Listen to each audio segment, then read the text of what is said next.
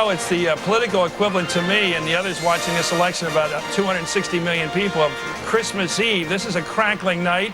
There's going to be some victory tonight, perhaps, and there's going to be some defeat tonight, maybe some concessions tonight, maybe early tomorrow morning. But it's all going to happen right here tonight at Democracy Plaza at Rockefeller Center. MSNBC is covering from right here. What an exciting location. I'm joined by an old friend and a supreme pro, Andrea Mitchell, by Ron Reagan, a new friend relatively, by an old pro, another one, I'm sorry, a youthful, wonderful guy, Willie Brown, who knows California politics and has never been beaten, and Joe Scarborough, a man who understands one of the more interesting states better than anybody here. Let's start with Andrea. It's going to be a long evening. Everybody indicates, everybody thinks about. There's been exit polls and all that we can't even talk about, but they give some indication. But looking at everything for the last couple weeks, what's going to tell you tonight who's going to win? Voter turnout. I think by everyone's admission, if there is a big voter turnout and if young people vote, then it would benefit John Kerry over George Bush. If the voter turnout goes upwards of 112 to 115 million, over 115 million, both sides I think would tell you that that's the break point. That's pretty much the break point, because it was 105 million 4 years ago. Then you have to add normal population growth. 110 million would be the equivalent race. So if it's upwards of 115 million. But then you look at the battleground states. And in those states, we've got some states that have been so close all along. We don't know how those will turn out. We don't know how many people are voting after 5 o'clock, which tend to be Democratic voters, workers who get off shift. So you don't know what the breakdown is between men, women, young and old. But if the young people vote, and if the cities turn out, if the African-American vote and other minority votes turn out for John Kerry, we're going to be looking at Kentucky, for instance, some of those 7 o'clock closing states. What happens at 7 o'clock is we'll see some very big Bush states, should be very strong Bush states, which are closing, which are South Carolina and Georgia and Virginia. Kentucky. And when you look at those states, how is Bush doing in those states? Is he holding his own? Is he doing well in Virginia? If he's not doing well in Virginia, if John Kerry is beginning to edge into what should be a Bush vote, if he's doing well in the suburbs, Kerry, then you begin to think that maybe this is a Kerry kind of night. In Kentucky, as we referred to earlier, there is that Senate race. You heard Keith Olbermann talking about that. That Senate race between the incumbent Jim Bunning and Dan Mangiardo, the challenger. If Jim Bunning, who lost a big lead in the early polling a couple of weeks ago, if he's doing well, then that's pretty good for the Senate, for the Republicans. Ron Reagan, do you agree with the young voter being the critical factor here? Yeah, many young voters, of course, newly registered. They're doubtless being challenged in some polling places, but Andrea is exactly right. It's turnout. And now these first states, Georgia, Indiana, Kentucky, Virginia, South Carolina in particular, we know how they're going to go. We know that Bush will almost certainly win those states, but what's the margin in those states? In Virginia, for instance, is it close? Is Kerry closing in? Vermont, of course, is going to go to Kerry. He's a neighbor boy there, and he'll take that. But again, what are the margins? It's not until a little later in the evening that we'll hit those really critical states like Ohio, Florida, and of course Pennsylvania is in that mix too, I guess. Let's get a different view with Joe Scarborough. But in those subsets, some of those states, some of those conservative states, Georgia, like you're talking about, with evangelicals, very interesting. I'm just as interested to see how some of the more conservative rock-ribbed Republican areas turn out. This election could turn out like 1992. It could turn out like 1994, where you had a lot of right-wing conservatives come out electing right-wing people like me. I just got a note passed to me. Pensacola Christian College, Precinct 110 in Escambia County, Florida. 3.5 to 4 hour waits. They just ran out of ballots down there. Now, what does that tell you? That tells you there's a level of intensity on both sides. The question is, though, again, this goes back to what Karl Rove wanted to figure out day one. How do you get 4, 5, 6 million evangelicals to the polls?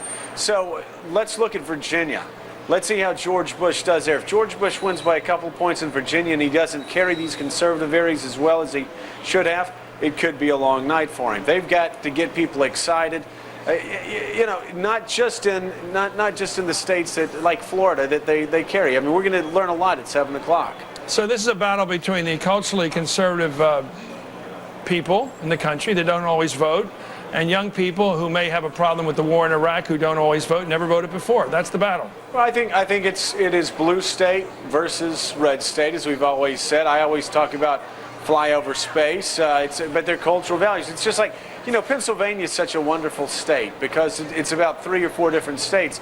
You look at Pennsylvania, it's really a blue state when you're in Philadelphia, but as you start moving west, right, I know. it starts turning into a red state. And you know, you can tell that growing up. The jukeboxes would change. Yeah. They'd go from pop music in Philly to country western in Reading. Right. And it was amazing as a kid to discover that. So we try to oversimplify, but that really is where this all breaks down. Are the red states, like they did in 1994, going to rise up and say, hey, we're going to support the guy? The NBC poll, again, says 97% of Republicans support George W. Bush tonight. That may be his best chance. Mr. Mayor. Well, if 97% supports him, I think you'd better reevaluate whether or not you can win with just Republican votes. That may not be enough in that 97%. I think we ought to look for some additional keys that we haven't focused on at all. And that's what will happen to the libertarians? How do they operate? Will they be the Nader factor with reference to George Bush that Nader was to Al Gore? And I think there's a distinct possibility. In some of the states, in fact, in Nevada, in New Mexico, in Wisconsin, in Arizona, they put a ton of money into television in the last 10 days, and there have been a few stories about it, but nobody has checked it out. You go back and compare it to 4 years ago, you'll notice where in the states in which, like New Mexico, in which Mr. Gore won, the Libertarian got more votes than Mr. Gore won by, which means the Libertarian had an effect on George Bush's efforts. Is this the old Perot vote, waiting to find a home? Well, I think you could call it that. Right. I think you could call it that, but not with Perot money, but with a sufficient amount where we ought to pay some attention because, after all, Nader is already history. Let's go right now to Pat Buchanan. He's part of our opinion panel. He's also joining us here at the Democracy Plaza. And Dee Dee Myers, I see her joining us too.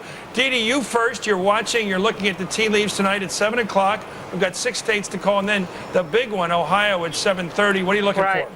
Well, at 7 o'clock, I think a couple of things. Again, to repeat some of the things other people said, the margin, particularly in Virginia, which will be the closest of the states that President Bush is expected to win. If it's close, if it's too close to call in the early hours, that may portend very well for Senator Kerry. I also think that the Senate race in Kentucky is interesting, not just in and of itself, but I'm wondering if maybe there's a little bit of an anti-incumbent thing working out in the country tonight. There seems to be a lot of energy for change. We'll see how that pans out, but we'll be looking at the Bunning race as perhaps an indicator of that.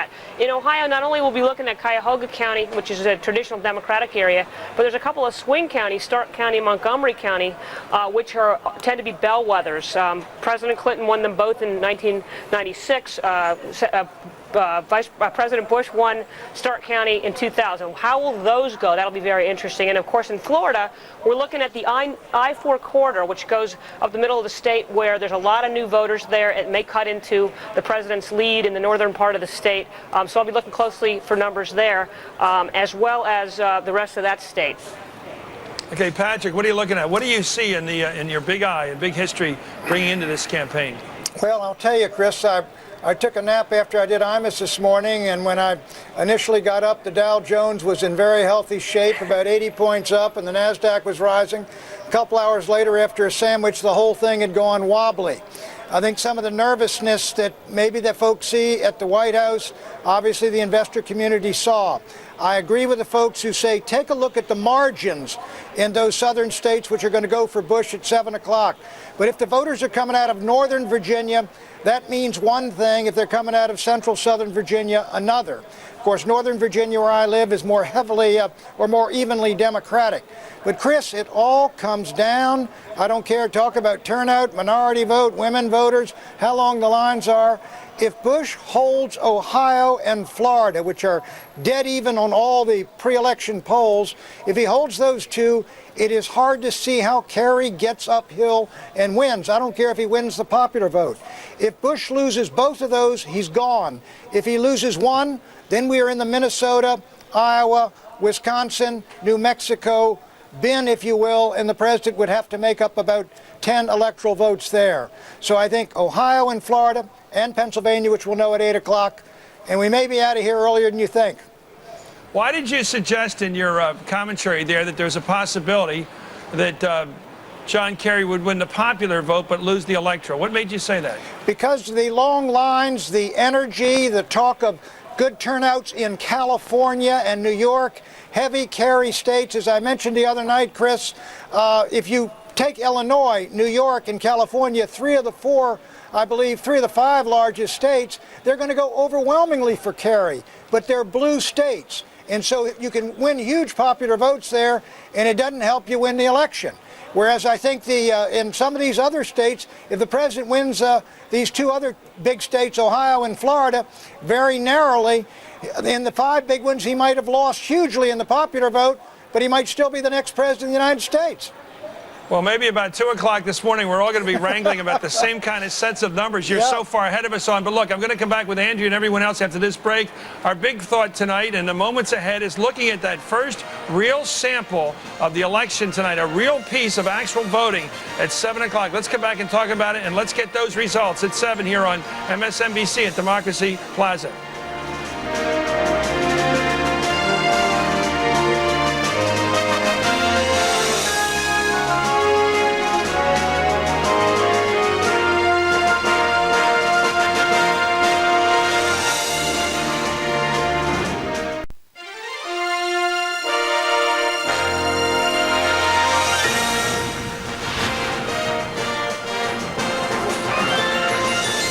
We're back at Democracy Plaza. I've been thinking about this night for a long time, and of course, thinking about as the news comes in, what we can report to you and how we can give you a picture of what looks like the direction the country is taking.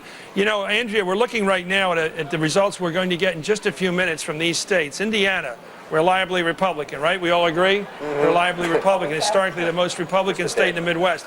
Kentucky, Jim Bunning. I grew up rooting for this guy. He won 100 games in the National League, 100 games in the American League. He was a Philly. He was an All-American, and rather a Hall of Famer. No-hitter in 1964. An amazing guy who's been saying some strange things lately, such as, these aren't partisan comments, they're kind of odd comments. I haven't read a newspaper in 6 weeks. I have been watching Fox News, but I have no idea what you're talking about when this news item came up of American reservists resisting orders. That race will be interesting to tell, because if he wins, it shows the power of the Republican Party in Kentucky and probably the president's party. Georgia, that's the state the president will probably get. Inez Tannenbaum, she looks so good in those national debates. I mean, on Tim Russerd's show. Does she have a prayer down there, do you think? You know, I think it's such a Republican state. I think DeMint wins that. You know DeMint, don't you? Yeah, I know DeMint. I served with him. I also served with Bunning. Bunning was just a grouchy old guy. Even back when I served with him, I loved him, but he was just a sort of a grouch. I tell you, my theory about Jim Bunning, I think that the sports writers got him so angry years ago. He just hates the press, hated the press from the minute he walked into the House of Representatives. And is that your theory? As an old sports guy. Yeah, I think so. But I'll tell you, a race that I'm looking at is the Indiana governor's race, where you have Mitch Daniels, who actually worked for George Bush, running for governor. I want to see how he does in a conservative state. I think you got to go back to Inez Tannenbaum, though. In spite of the fact that that's a Republican state, she has consistently won as the commissioner of education for that state. She is perceived as not really being a Democrat. She said, I will represent and organize with the Democrats, but only for the benefit of my state. Otherwise, most of my actions, George Bush. She sounded like she was the Bush candidate. She ran away from John Kerry. Absolutely. So this woman may very well upset the apple cart. Well, we'll see. We'll see. I mean, it's so hard for her. I mean, and it's really unfair to judge her ability as a candidate as a female losing in South Carolina in a Senate race. It certainly has always been, as we all know, a firewall for the Republican establishment in primaries, and I think we'll probably see the same thing tonight. You know, one thing you could be able to determine, though, from Georgia, South Carolina, is the level of enthusiasm for John Kerry of the African-American vote. Are the urban areas turning out? So that is a key thing that we ought to be looking for. I love the Virginia discussion, by the way, because we all of us who work in Washington or spend time there know that Northern Virginia is not really the southern state. It's very much a sort of a middle Atlantic state. Northern Virginia, highly educated, a lot of government employees, a lot of military people. But you do wonder when the Democrats are going to crack that in a presidential campaign. And some people thought a few months ago, you know, just like they were talking about the Republicans were going to crack New Jersey, they talked about the Democrats. You're smiling because neither are probably going to happen. But it is interesting which states are about to change. But you certainly would think, would you not, that Democrats would have a better chance of cracking Virginia than Republicans New Jersey, again, just because of northern because of Northern Virginia. I mean, it probably won't happen this time, but you have a fairly moderate to conservative Democratic governor in Virginia who positioned himself wonderfully in the last campaign. I think you look at margins of 10% in some of these states. I mean, Bush should win by 10% or more in Georgia and in Indiana. If it's much below that, then I think you say advantage Kerry. Mark Warner, the governor of Virginia, pleaded with John Kerry not to pull money out of Virginia, Democratic money, and they did pull down their advertising budget, and otherwise maybe it would have been closer. We're trying to read a lot into a little now because it's early in the evening. It's sort of like the Academy Awards when you're waiting to do supporting actor or some supporting actors. Let's go. I've got to go to Pat Buchanan. He feels he's off stage now, and Dee Dee Myers. Your own thoughts. Again, your second shot at the early returns. What do you make of them? What should we see here? First, Dee Dee. Well, I think the high turnout rate is fascinating, and we'll continue to watch that, obviously. 1 in 7 voters appears to be a new voter. We're going to look at how those people vote throughout the night. I also think it's an interesting way to compare the strategies of the two campaigns. The Kerry campaign set out to reach into the middle a little bit to drive up turnout in the base and also among independents. And obviously Karl Rove's strategy was to drive it up among the evangelicals. So we'll be watching to see if there is increased turnout among the evangelicals. But one of the great sort of areas that's going to be examined over the coming days is how well the 527s did in achieving their objectives. They set out to register voters and turn them out. They spent a lot of money. They built big organizations on the ground in places like Ohio and Florida. I think it's going to be fascinating to see how that all plays itself out. Also, in Ohio, we haven't mentioned yet tonight, there is that ballot initiative which would ban gay marriage, State Initiative 1. And we'll be watching closely to see what the margins are in that initiative and how well, because clearly voters who turn out and vote for that will help President Bush almost certainly. Let me go right now to Mark Potter. Pat, we'll get back to you in just a minute. Sure. Let's go to Mark Potter, who's in Central Florida with some big news about turnout. Mark. Well, in the important political swing counties in Central Florida, they have been reporting a large turnout. Even though the polls are about to close in a few minutes, they're saying that at many of the precincts there are long lines and it could take several more hours to get everyone to the machines before they officially close down those offices. Here in Hillsborough County, the prediction is for an 80% turnout, and it may take another 2 hours, as I said, to get all those people inside. Here at the Election Tabulation Center, you can see they're just getting ready to start the count in a few minutes. This area that you're looking at right now is where they're going to be processing the absentee ballots and the early voting totals. Officials say that they could have 25% of the entire county vote tabulated within this hour, and that's because so many people here voted early. 1 in 4 voters went to the polls before the official election day, 160,000 people in this county alone. So we think we're going to start seeing numbers here, and despite those numbers, they say that there were very few problems out there, and the problems that they saw were minor. Back to you. Any sense more of the Mel Martinez vote down there and how it's going, Mark? There is no sense of it. Everybody has been saying it's too close to call. Of course, in this area, he's in Orlando. Betty Castor, his opponent, is here in Tampa. They're watching it very closely. Again, another important race along this famed I-4 corridor, but no one can say with any certainty at all. It's a pure guess as to what's going to happen there. Okay, thank you very much, Mark Potter. Let's go back to Pat Buchanan as we approach the 7 o'clock first big tranche of returns we're going to be able to give you. Pat, what to look for in your home state, the Old Dominion? Well, in Virginia, as I say, Chris, it's going to be diluted by Northern Virginia. We won't know where those votes came from. But I'll tell you this, you have a pure red state in South Carolina. You've got a red-hot Senate race. You got a Republican candidate who's come out for a sales tax and also is a free trader. But that is a pure Bush state. Bush should wipe up the floor with Kerry in South Carolina. If you see Kerry in the 40s in South Carolina, I think it will be a difficult omen, especially if it's in the mid-40s, for Kerry, a difficult omen for the president going into that critical state of Ohio, quite frankly. I would look to South Carolina. It's about as pure as they come. Let me go back right now to our panel, to Andrea. We're getting close here now. I thought it was interesting as we went to Florida, the Mel Martinez race. There's a fella, Cuban-American, who the president said, please leave my cabinet and go run for the Senate in Florida. I want that seat. So in a way, he's kind of a viceroy. He's a representative of President Bush, right? He is, and the calculus was, of course, that having a Cuban-American candidate for the U.S. Senate seat would bring not only Cuban American votes, which are traditionally Republican votes, but also other Hispanic votes, Puerto Rican votes, Dominican Republican votes out, and bring that vote over to the presidential race that they wouldn't ticket split and have a big turnout for George Bush. Now, the irony is that there might be some division among Cuban American voters because there was, a July crackdown on the embargoes preventing Cuban Americans from going back to Havana with money and seeing family. And that's another generational issue. It's another generational issue, and it could have backfired. Younger Cuban Americans who may be 2 or 3 generations into this country want to have relationships with the people on the island. There's also a demographic split also in the Hispanic community in Florida. It used to be that Orange County, where Orlando was, always went Republican. A lot of Puerto Ricans have begun moving into Central Florida, especially around that area, working in service community type jobs. Mel Martinez, of course, is a Cuban American supposed to help in South Florida, but also I suspect the Bush White House was hoping that since he's from Orlando, he would also help out with Hispanics in Central Florida as well. We'll just have to wait and see if that happened. But they elbowed a lot of people out of the way to get Mel Martinez, a trial lawyer, which I love the irony, get Mel Martinez as their candidate at the top of that ticket to help George Bush out in Florida. It's a very close race. It is so Hispanic tough. vote, as he said, is much more complicated in Florida than it used to be. It used to much be more. Cubans, and that was it. And as Chris said also, it's so interesting, it's generational. Even 10 years ago, if you went to Cuba, you were the enemy. Now you've got a lot of young Cuban Americans who want to go to Cuba, who want to reconnect. You've got older Cuban Americans that still consider it a war against a communist regime. Well, we're on the edge of Niagara Falls right now. The falls are about to come hurtling over, and we're all in a barrel waiting to see what's going to happen tonight,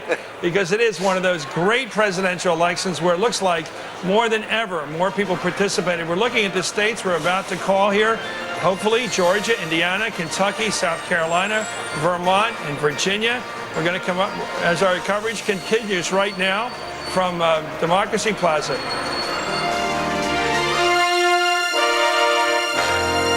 I will never relent in defending this country, whatever it takes. I will lead the world in fighting a smarter, tougher, more strategic war on terror. We stand for marriage and family, which are the foundations of our We society. need a president who can stand up and fight for the middle class and for people struggling to get into I it. will never turn over America's national security decisions to leaders of other countries. Well, we're about to make some calls right now, and I think we were right about Virginia, talking about the closeness of the vote there, and of course the closeness for Jim Bunning, my old pitching hero, is obviously find himself in a race that's not quite clear what the result's going to be, and we're not quite ready to make these calls, but of course we do know already Virginia's closer than expected, and we do know that Bunning's race is closer than we expected. Too early to call that one, and so we're about to make a call right now in Georgia. George Bush, the President of the United States, is the projected winner in Georgia. No surprise there, but a win. The first win in the column tonight. In Indiana, President Bush, the projected winner with a strong early vote there of 58% to 42%. We've got George Bush now in Georgia and Indiana. In Kentucky, President Bush, the winner in the third state tonight to be called by NBC, the projected winner in the state of Kentucky. So we've got South Carolina and Georgia and Indiana. And now Vermont. John Kerry, the senator from Massachusetts, winning in neighboring Vermont. His first projected win, I should say, of the night. We're projecting, by the way, to make this formal. When all the votes are counted, we'll know which state. We'll be telling you which state has decided. In Virginia, of course, we have a state here that's too close to call, and that means something. It means that the numbers that have come in so far, it's not that it's just too early. It means that the numbers are too close, which makes a statement. We were looking for a close race. We've found one. The Old Dominion of Virginia, usually a safe Republican state, having a little bit of time making up its mind tonight. In South Carolina, too early to call right down in South Carolina. That means that we don't have enough numbers, actually, to make that call down there. So we're looking now at the electoral map, and we're toting up what we can tell you right now. These are projected wins. Kerry in Vermont, 34 electoral votes for the president, 3 electoral votes for John Kerry. None of this dramatically unexpected, except those close races, starting with Virginia. Now let's look at the United States Senate races. Johnny Erickson is the projected winner. No surprise there. His Democratic opponent was very underfunded in the race.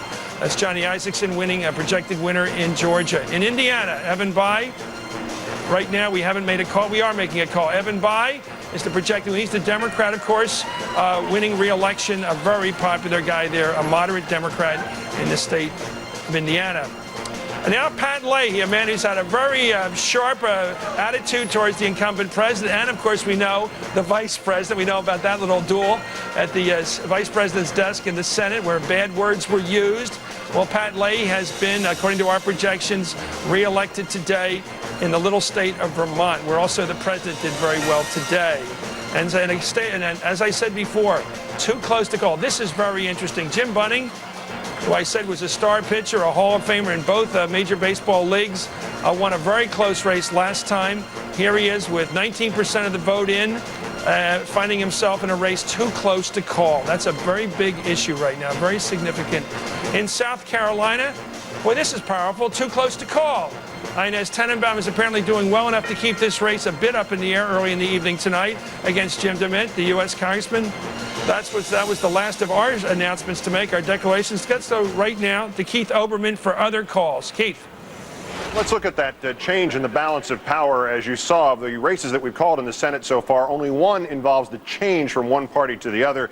Georgia doing that, and there's good news and bad news in that for the Republicans, who gained the seat with Representative Isaacson's election to make it right now, pending the rest of tonight's results. 37-31-1. If you want to look at it from a point of view of where was the Senate when we started tonight, it is now 52-47-1. But again, there are many, many still outstanding, with 34 seats up for grabs tonight. But in Georgia, whereas the Republican Representative Isaacson has beaten or will beat the Democrat Representative Majette, according to our NBC News projections, that's Zell Miller's seat. So that was a Democratic seat that acted like a Republican seat in the last couple of years anyway. So a one-swing balance of power change in the Senate thus far, but nothing so dramatic as a bona fide Democratic leader going out as we might see in South Dakota. We're going to take a further look on that later on.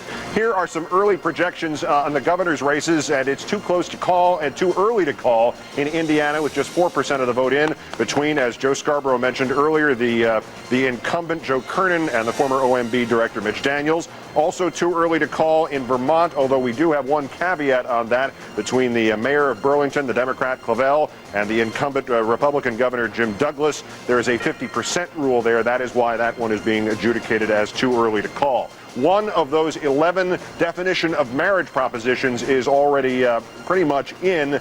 This is verdict, though, is yes. It is now projected that there will be a definition of marriage, Amendment 1 rule in Kentucky defining marriage, not surprisingly, as only between a man and a woman, but was also in Kentucky would ban civil unions in Kentucky. That already projected as the first of the 11 to be decided and in favor of the amendment that would, in essence, ban gay marriage or civil unions in the state of Kentucky. And whether or not Senator Bunning knows anything about that, we'll find that one out later on. Chris, let's go back to you in Democracy Plaza. Okay, thank you, Keith. Let me talk about, let's go right now, by the way, to David Gregory, who's at the White House. NBC's David Gregory.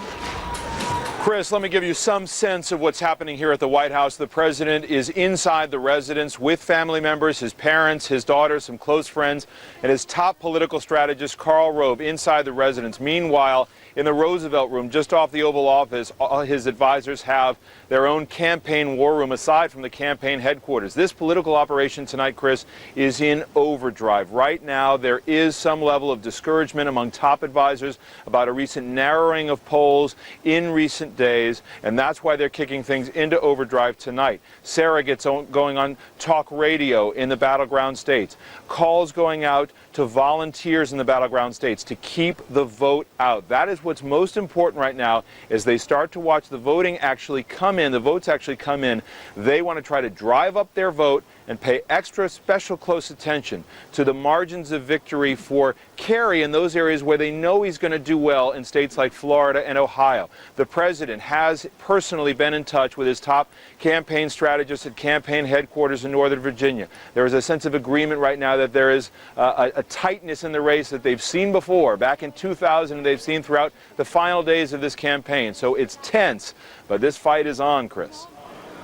Let me ask you, when did the concern begin to emerge as you've been observing it at the White House? Well, over the weekend, they initially got some internal polling that showed the race tightening in Ohio in a way that disturbed them. There were others who were on the ground there tracking it in Ohio who have grown a little bit more pessimistic in recent days. They got some disappointing internal polling out of Iowa and Wisconsin, two critical Gore states from 2000 where they were running very well, thought they'd have a good chance for victory, a potential buffer if they lost Ohio. Those two states started to narrow in their polling. At the same time, they have been pretty upbeat about Florida all along the way. So if they look at that, they just see a tightening race going into Election Day and now Election Night. It has made them nervous indeed. What do they think at the White House about the re-emergence of Osama bin Laden? I mean, that struck a lot of Americans as sort of an odd moment in our history. How do they think it affected the voting? Well, they don't really have a sense of that. I think in the last couple of days they realized, as our poll showed, that people really weren't paying that much attention to it in terms of having it affect their vote. That most people, in fact a majority, 69% our poll showed, had made up their minds even after the convention. So there wasn't a lot of vote to move there. But nevertheless, they thought to whatever extent the campaign debate got joined on the issue of the war on terror, it was good for the president. You saw that initially, and then you saw the Kerry campaign back away from that. The president backed away from going overboard about the tape as well. So I think they saw it sort of settle down a little bit, but they certainly wanted to talk about the war on terror down the stretch. That story that the New York Times broke a week or so before the election, is that going to be seen as a major factor should the president come up short tonight? The fact that for a week then, a media-driven story, driven by CBS and the New York Times, hitting at the heart of the president's management of the war. Will the White House take that as a media attack on them? Well, they certainly took it as a media attack by the New York Times, and they made no bones about saying that it was an overreach, that the piece was argumentative. They fought back hard. The mere fact that they had that as a distraction in the final week or so of the campaign was not something that they wanted. They recognized that those voters who were anxious about Iraq might see it as a metaphor for the problems in the country. Nevertheless, they felt in the final days like they were able to sort of hold it off. To the extent that Iraq will be a problem for this president among voters, they think it was bigger than just that story. It was the death toll, it was a sense of chaos there. Yes, Chris. I'm sorry to interrupt you, David. Last point, I'm trying to figure out the president's plan for this election day. He voted, obviously had to, in Crawford, and that's a very ceremonial thing for a president to vote in his hometown. But was they planning in the beginning to come back to the White House? Was this always the plan?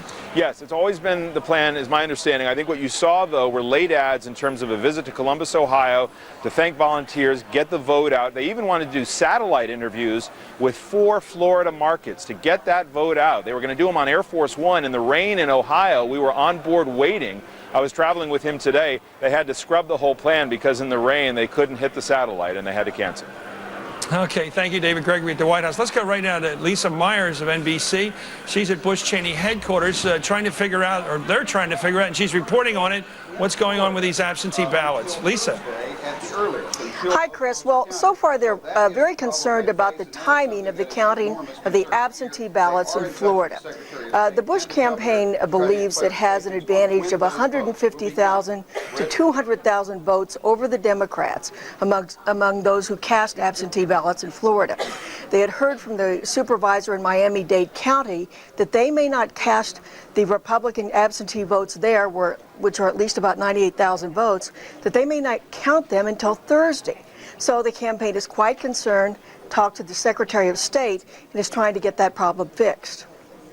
Okay, let's go right now. Thank you, Lisa Myers of NBC News. Let's go right now to Dan Abrams, who's also taking a look at the legal problems regarding this campaign election count. Dan. Well, Chris, earlier a lot of the legal wrangling was focused on how the voting would take place. That's now taking a back seat to how the votes will be counted.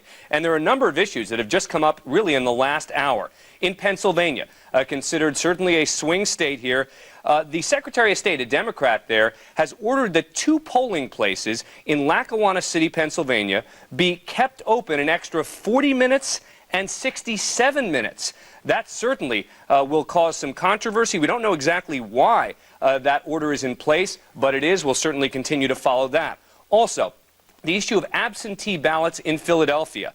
A judge has essentially ordered that no one start counting the tens of thousands of absentee ballots in the Philadelphia area A GOP is concerned that there were some irregularities, and the judge saying he wants to hold a hearing at 9:30 tomorrow morning, so those votes will not be counted for now. Also, in the state of Ohio, another very important swing state, a citizen has filed a lawsuit in federal court saying that they need to establish a standard for the provisional ballots. Remember, those are the ballots where someone comes in, they say, look, I'm supposed to be on the voter roll. I don't know why I'm not there. This voter is saying, look, Bush v. Gore mandated that you have to have a consistent standard in place. How are we going to decide which votes are counted and which ones aren't?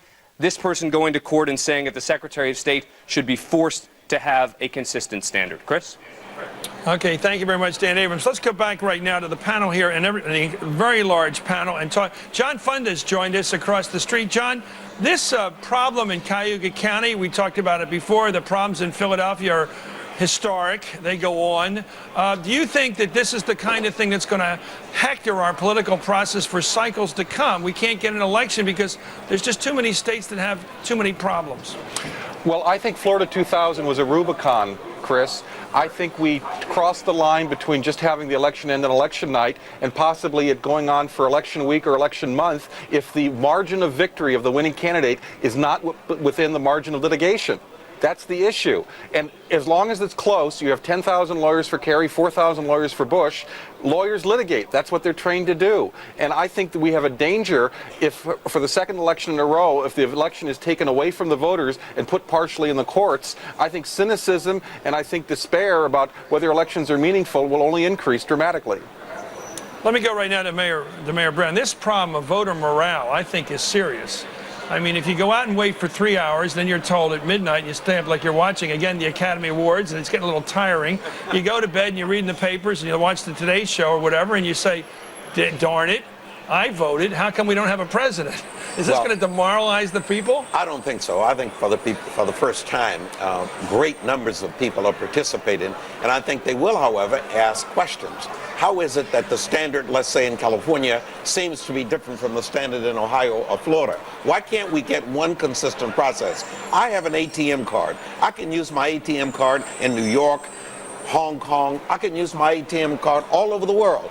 It's clear that the voting process ought to at least match the ATM, and people are going to demand that of those of us who are the politicians making those decisions. Okay, we're going to come right back and talk more about it. We got big result coming in from Ohio. We hope we get a clear result there. We'll wait and see. Ohio, the first big battleground state to report tonight, coming up in 15 minutes. Back with our panel and everyone else at NBC, working with MSNBC tonight at Democracy Plaza, Rockefeller Center.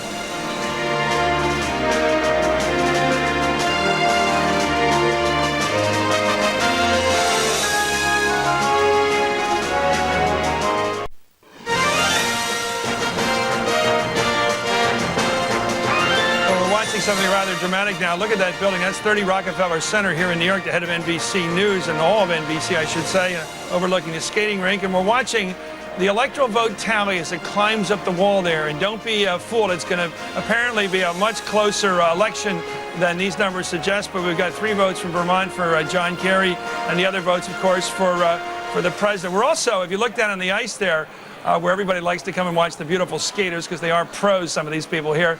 You're watching the emergence of our electoral map. You're seeing it being colored in. The red state's there, of course, for the president, and the blue state up there, Vermont, of course, little old Vermont for John Kerry. But stay tuned. This is going to be a very close election. By the way, let's take a look at something that's kind of a novelty. Let's go look at the headquarters now of the Bush-Cheney War Room, so-called, and we're taking a look at there. There's a shot where they're quiet, intent. Look at these people. It looks like a vote count. They're all watching to see how their campaign effort is going out. They're giving advice to people, of course, in terms of continuous efforts to try to get the Republican vote out tonight.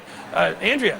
Well, one of the things that David Gregory was pointing out is that what they're doing is calling people from the Roosevelt Room of the White House and trying to get people to report in to get to the polls. They're trying to produce their vote right now. Also, on the other side of the coin, we've got a report from Tom Lamas from MSNBC, who is with the Edwards campaign.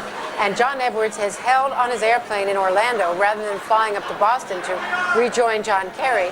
He's in Orlando on the phone making calls to radio stations in North Carolina, trying to rally the vote for Erskine Bowles, their Senate candidate there, because that race is apparently so tight. Chris, listen to this. I mean, it's amazing. It reminds me of 2000. the governor of Florida at 6 o'clock called a local radio station in Pensacola. It's called the Luke McCoy Show.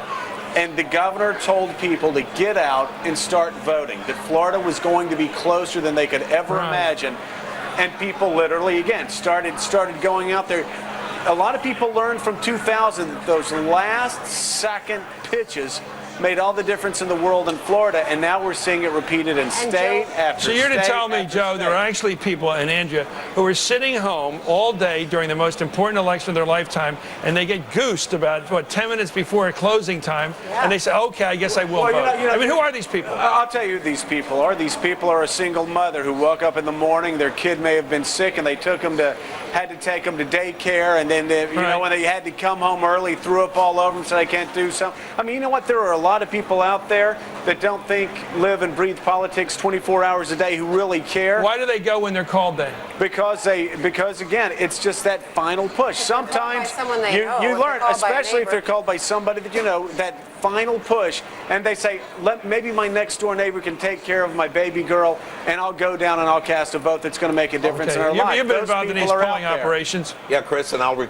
you will recall this. In 1980, when Jimmy Carter was going down to defeat, out in California, the word came forth about 4:30 or 5 o'clock in the afternoon. We ended up losing a couple of congressional seats because Democrats proceeded to stay at home when they were not told. Jim Corman. You got it. Yeah, right. You still need to go. And so now, no party, neither of the parties will take the chance. They literally put their big guns on the horn for the very last minute, no matter what the circumstances. Think about how slim these margins are. You got 10.3 or so registered voters in Florida, and the margin last time was 537 votes. If you can goose just a fraction of 1%, that could be the difference. And that's when all of a sudden having a guy who may be the next vice president of the United States picking up the phone and making a phone call in North Carolina could make a real difference. Yes. We should also point out that when you talk about a long night, some of the smart people at NBC check back. Last time around, 4 years ago, at 6 in the morning, they still had not counted 3% of the raw vote in Ohio. If Ohio is close, that's why this is going to be a long night. It takes that long to count the vote. Yeah. It's amazing all the money spent on television advertisement. I mean, millions and millions of dollars, hundreds of millions, and in the end it becomes a retail campaign.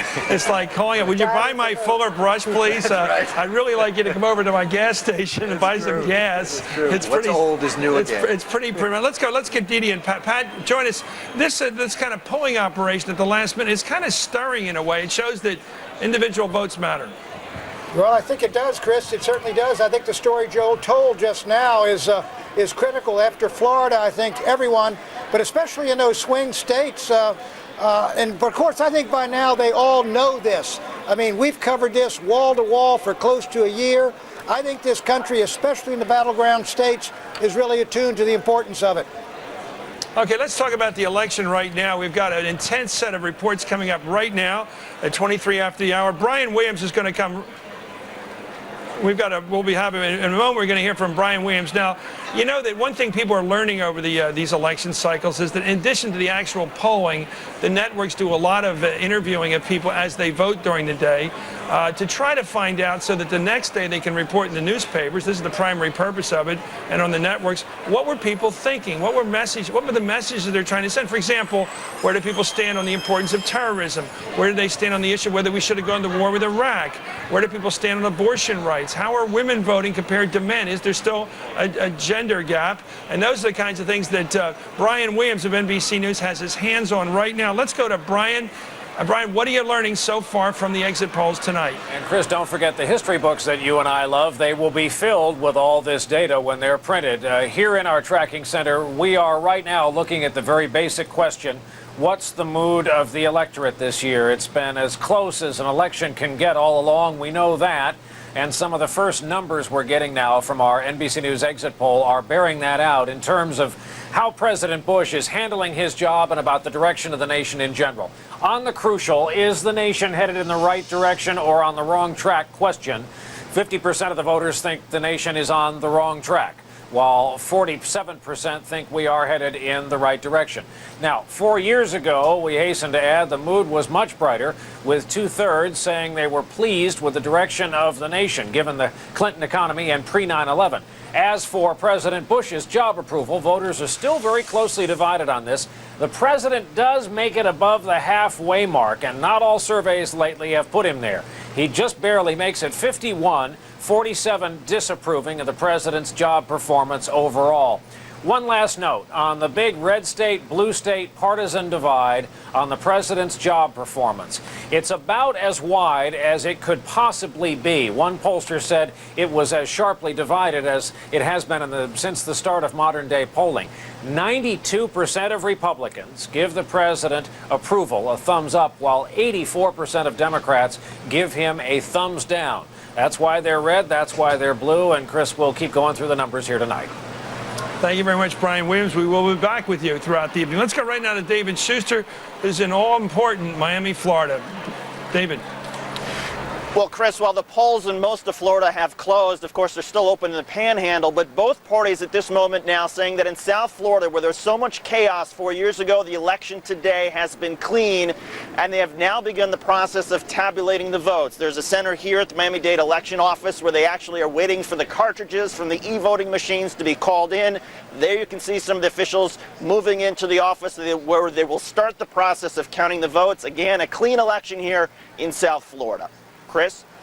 Okay, thank you very much, David Schuster. We're about to have here at MSNBC headquarters about the biggest news to announce this early in the evening, and that is the results coming out of Ohio.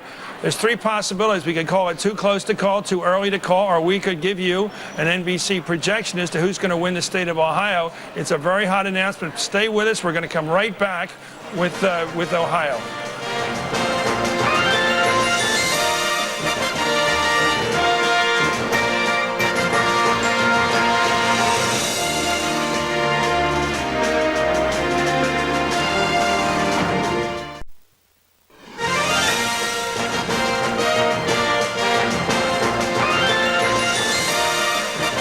We're about to make an announcement in just a few minutes about Ohio, the Buckeye State, which is playing such an enormous role in this campaign. It's sort of the Florida of the year 2004 election so far. Let's go to Pat Buchanan. Pat, give me a short estimate of the importance of Ohio in this election.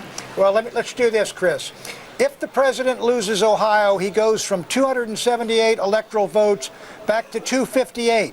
He'll need 12 votes to get up to 270. He can do it with Iowa and New Mexico. But it means he can't lose New Hampshire, and if he does, he's got to win Hawaii. So this is critical. But however, if the president is still in fighting shape in Minnesota and Wisconsin, he's got what Karl Rove would call an insurance policy. But Ohio, he can lose and win. I think it's much tougher to see how he could lose Florida and win, Chris. Okay, thank you, Pat. We're going to have the Ohio results right now.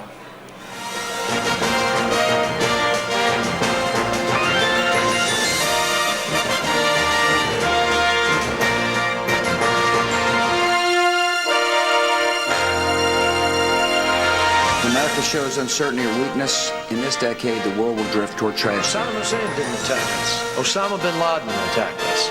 Al-Qaeda attacked us. First of all, what my opponent wants you to forget is that he voted to authorize the use of force and now says it's the wrong war at the wrong time at the wrong place. Iraq was not even close to the center of the war on terror before the president invaded.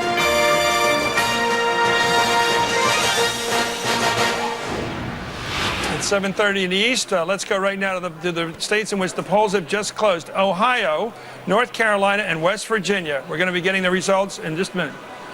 Ohio, it is now, unfortunately, too close to call, and that is a big moment in this election process, Ron Reagan. Really big, yeah. I mean, Pat's absolutely right. I think Bush critically needs Ohio, but of course, so does Kerry. They both need Ohio. And one thing to remember, too, when these poll numbers start to come in, most states are not simply red or blue. They're both. And it depends on what counties, what precincts are reporting first, which numbers are coming in first. So we have to be a little careful when you see 1% of the vote in.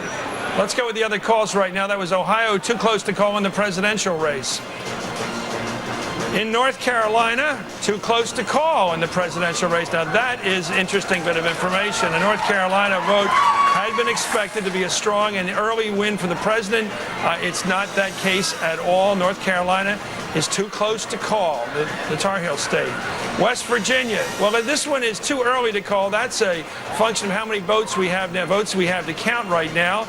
No reason to conclude it's going to be close at the end of the evening, but not enough votes to count. 0% of the vote in there in West Virginia. In Virginia, we'll go back to that state, too close to call. That is significant with 1% of the vote in, but we have other indications that suggest that's going to be a close vote. The Old Dominion, surprisingly, this election has a lot of close calls right now. Virginia, too close to call, according to NBC. South Carolina, too early to call. There again, we don't have the numbers to tell you anything really as to who's leading or who's falling behind. Too early to call in South Carolina. And we're looking right now at the Electoral College. No changes. You can see the red there for the president and a little Vermont up there at the top. Georgia, of course, was solid for the president. And we have Indiana solid for the president.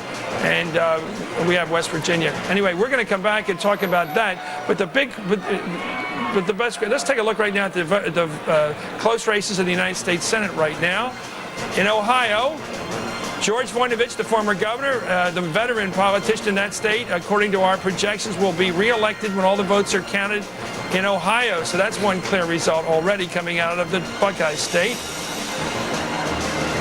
In North Carolina, still too close to call. That's a race that was closed. The voting stopped there just at 7:30 Eastern time in the Tar Heel State. Erskine Bowles was, of course, chief of staff to President Bill Clinton. In a very important race there, two very impressive candidates, Richard Burr and Erskine Bowles. Either man is going to be an important senator should he pull this out.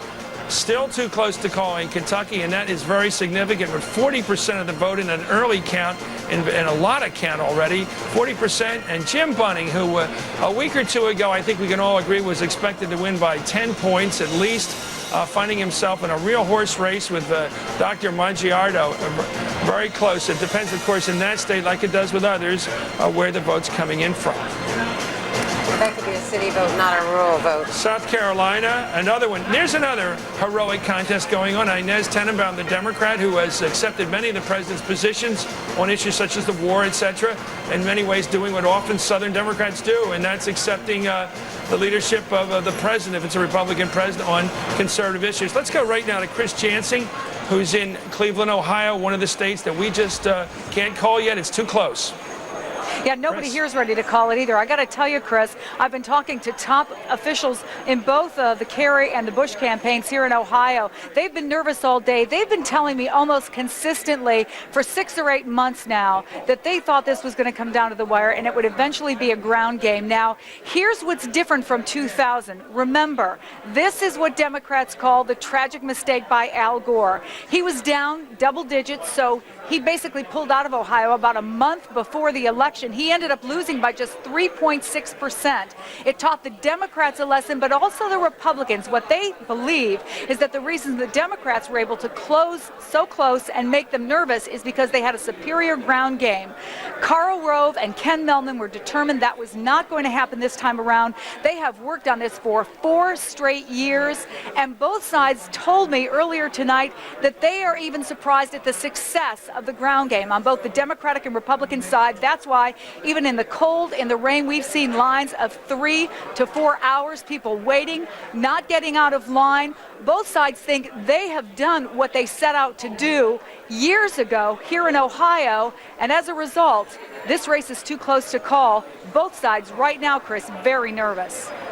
Okay, thank you, Chris Jansen. We'll be back to you time and again tonight in Cleveland, Ohio. I want to go right now to Joe Scarborough. Joe, I know it's early in the night, and we knew we're looking at this schedule for days now that we'd have possibly an early call in Ohio. We're not going to have one there. And we have, of course, coming up Florida and Pennsylvania in the next half hour. We've got New Mexico. Why did I say that? New Hampshire, another one that did Kerry may pick up for the president. Which New Hampshire's a very important state. Yeah. Why is that? Well, I think obviously for economic reasons, if this is going to be an issue, a campaign that George Bush has hurt because of economic issues, and New Hampshire would be a bellwether state. I wanted to pick up on something, though, that Chris Jansing said, because this is so interesting. We all remember when years that parties are better at getting out the vote. 1986, Jesse Jackson went across the Southeast, elected a lot of Democrats in the middle of the Reagan Revolution, put the Democrats back in charge of the Senate. 1994, you had the Republicans doing well on the ground game. What I find so fascinating about tonight is both sides are at the top of their game. And we've got Democratic operatives and Republican operatives who have been at the top of their games. The get out the vote machines are as well oiled. Nobody got caught off guard. You know, 2002, Karl Rove, George Bush shocked a lot of people with their get out the vote operation, and I think prepared Democrats for 2004, understanding that you couldn't just call up your local union leader and say, hey, I need you to get guys to the polls for us. That they needed to do more than that. So now you've got these 527s going up against Karl Rove and the machine, and you have the absolute best. This is the Yankees versus the Red Sox, Game 7, and let's just hope that the right team wins. Well, it's interesting, Mayor Brown, that is it because, I think Joe's right, but is it because both parties assumed, despite the big lead for the president at certain times and the big lead for Kerry at certain times, that this was going to be a very squeaker race, and therefore it was going to be decided not by the best TV ad or the best debate performance. It was going to be decided by these polling operations sometimes at 7 o'clock at night. Well, the science of politicking now and doing campaign activities has grown tremendously since Jesse Jackson did his number in 1986. You're now at the stage where you can literally pinpoint every voter in the whole United States of America. You can address materials to every voter by first name.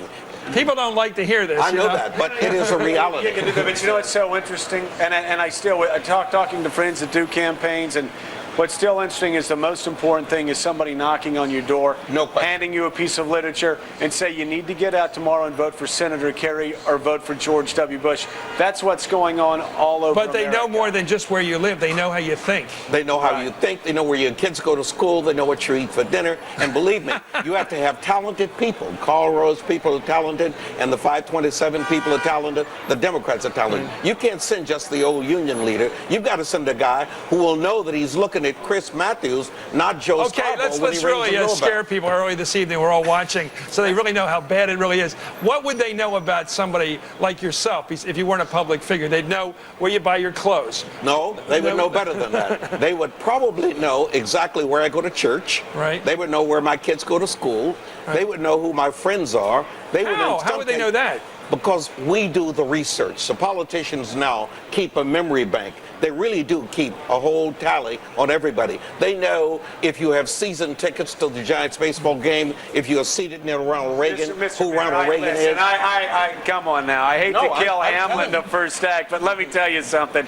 They don't know that much. They ain't that smart. Believe me. They ain't that smart. But I will tell you what they do know. They know how to tap.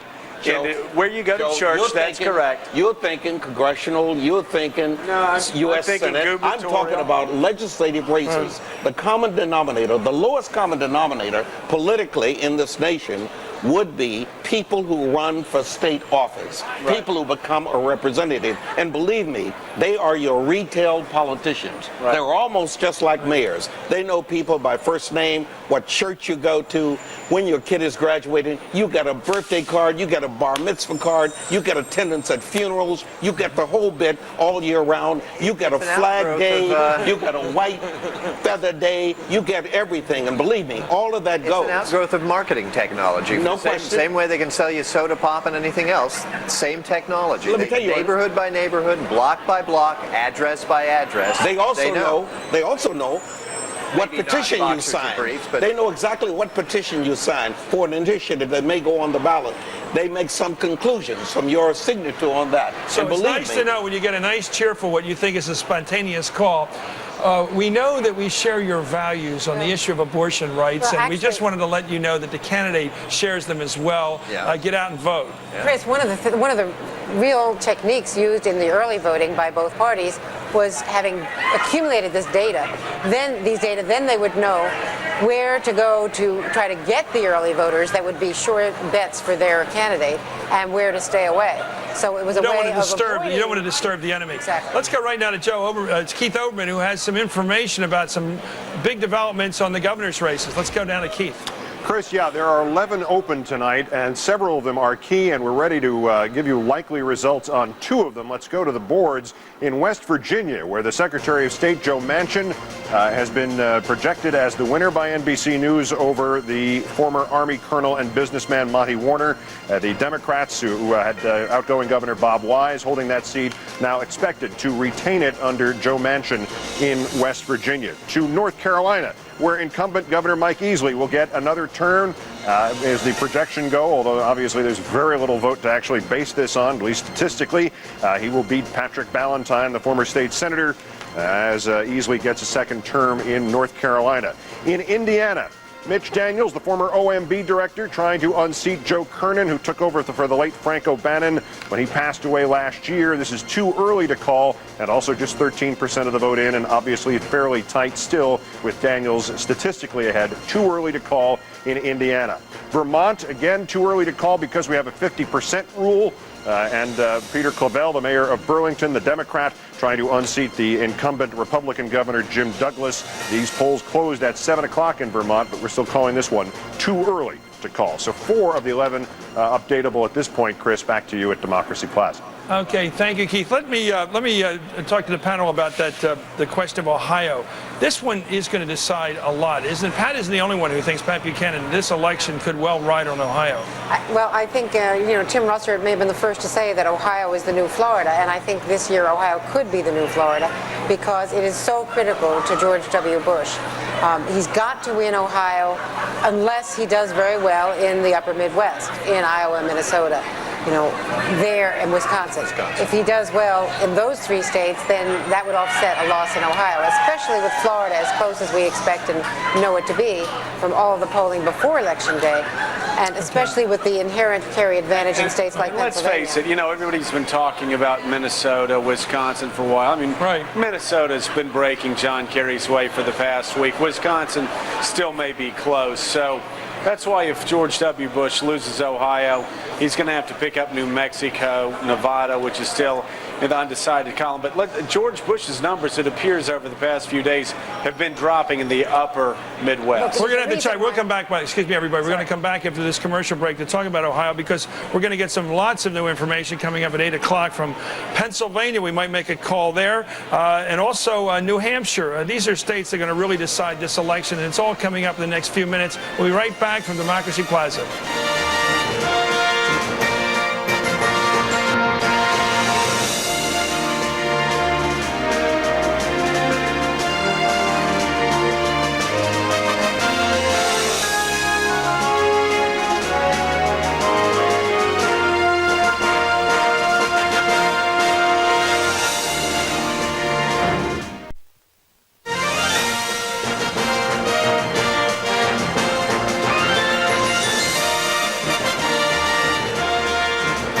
We're back at Democracy Plaza. We have a call to make in the state of West Virginia in the presidential race. Let's take a look at this one. It's a hard call. President Bush has won West Virginia, so he's winning states that he won last time. No pickup here. Andrea, a conservative state on cultural issues, on gun issues, on coal. The president campaigned there with he's now got 39 electoral votes to president. He went in there with Zell Miller, the very conservative senator who I've had some business with, I must say. I didn't really want it. From Georgia. That's a state that's getting more conservative, isn't it? It is getting more conservative. They've got a Senator Jay Rockefeller who is one of the more liberal members of the Senate and is beloved in that state. But when it comes to voting in presidential races, it's very conservative. And I will bet you that when we look at the numbers and talk to people afterwards in the exit polls, that Zell Miller, that kind of appeal was very good for George Bush. Wasn't the thinking, and everybody can join in this, when you selected John Edwards for running mate, when John Kerry did that and made that big decision, wasn't his plan to try to pick up some of those border states, not just North Carolina, but perhaps West Virginia, perhaps Missouri? I think the plan was the Midwest. The plan was jobs and the economy. But why John Edwards then? John Edwards, because he was the Two America candidate, because he was going to appeal to Michigan, Ohio. It was also a broader question of energy nationally. He was such an effective campaigner during the Well, wouldn't Dick that part have made more sense if you were trying to win Ohio and Missouri and Iowa? If I could dissent, it used to be that we would pick our candidates because of states. Now you have blue state candidates picking red state candidates. John Edwards is going to be the red state candidate. Remember, they took him around to all of the small towns. Right. He'd sit on the front porch, I'm one of you, and, kind of, hey, y'all. He had the kids.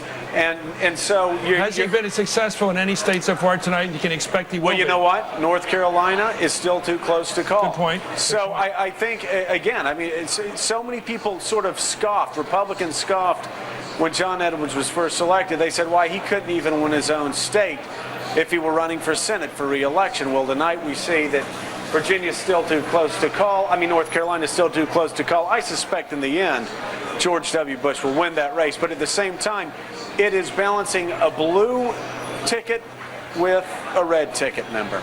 I think John Edwards was also selected because you wanted something fresh and something new in the world of politics nationally. You wanted young people to see that there would be opportunities. There is an opportunity. John Edwards does not embody any of being inside of the Beltway. He's from outside of the Beltway, so to speak. He's young, vibrant, and really a part of the hip generation, at least by perception. John Edwards was selected to show that this is a fresh new day, and he represented change. But let's go right now. He don't play in West Virginia, though. Pardon me? I said, but he don't play in West Virginia. Why not? Why? You look at him. He just doesn't play in West Virginia. He's not rough looking enough? He's not. You know what? They'd rather hang out with W shooting guns. He's got the Brett girl problem. It's the Brett girl. Born in South Carolina. Let's go right now to Roz Jordan, who's in my home city of Philadelphia. Roz. Hello, Chris, from the city of brotherly love, where tonight there is some concern about whether or not all of the votes that have been cast in today's election are actually going to be counted. In this particular case, we are talking about potentially tens of thousands of absentee ballots cast by people who are Philadelphia residents. The Republican Party went to federal judge William Yon late this morning and said that the Philadelphia Board of Elections did not provide the party with a complete and accurate list of people who had obtained an absentee ballot so that they could go ahead and try to challenge people at the polls for perhaps voting twice. The judge, after hearing a discussion about it all afternoon, decided that there could be a problem here, so he has issued a temporary restraining order, meaning that none of the absentee ballots that were cast as of 8 o'clock Eastern Time will be included in tonight's unofficial tally of the vote in the entire Commonwealth of Pennsylvania. There will be a hearing tomorrow morning at 9:30 Eastern in Judge Yon's chambers, in courtroom. However, this could affect, as I said, the tally of, or victory of, the margin of victory, I should say, for either John Kerry or George W. Bush. This is a situation where the Board of Elections has decided not to appeal the judge's decision and try to go into court tomorrow to make a good faith argument. The Democratic Party late this afternoon tried to make itself a party to this dispute. That was turned down. So basically, there could be tens of thousands of votes that are not included in the Pennsylvania tally tonight, and that could affect who gets to be the winner of the 21 electoral votes that Pennsylvania brings to the table. Chris. Are the Republican people who are making this an issue, are they afraid that the Democrats are going to try to vote people twice in Philadelphia? Once as absentees and once as people who vote on Election Day? No, as I understand it, the concern really was, Chris, about the margin of victory. There is a truism in Pennsylvania that if John Kerry could pick up a margin of victory of at least 350,000 votes, that's according to Mayor John Street, or perhaps at least 400,000 votes margin of victory in the city of Philadelphia, experts here say that they could consider this a bellwether that John Kerry would win Pennsylvania. So there has been concern about Republicans trying to hold down the margin of victory in the state's largest city and, of course, the biggest media market. We don't know really yet what the total effect of this order will be from Judge Yon, because we don't really know exactly how many absentee ballots were actually given out, how many people are supposed to be on that list. Thank you very much, Raj Jordan. In Philadelphia, quickly, what does that mean in terms of the history of Philadelphia, this fight between the city and the rest of the state? Well, they've got to bring at least 350,000 out of Philadelphia in order to carry the state. I think they've been so optimistic. You've talked to the governor, Eddie Rendell, so optimistic about Democratic voting, big Democratic voting in Pennsylvania, that I don't suspect it's going to be a big problem overall. You know, it would only be a problem if we got to a case where popular vote was an issue. But I think that from our visit there, you and I last week, it seemed to us that Pennsylvania was pretty solid when we talked even to Congress members from out. Highly optimistic about 400,000 even coming out of the city. Let's, for all of our viewers right now, we're going to tell you what's going on in the campaign right now.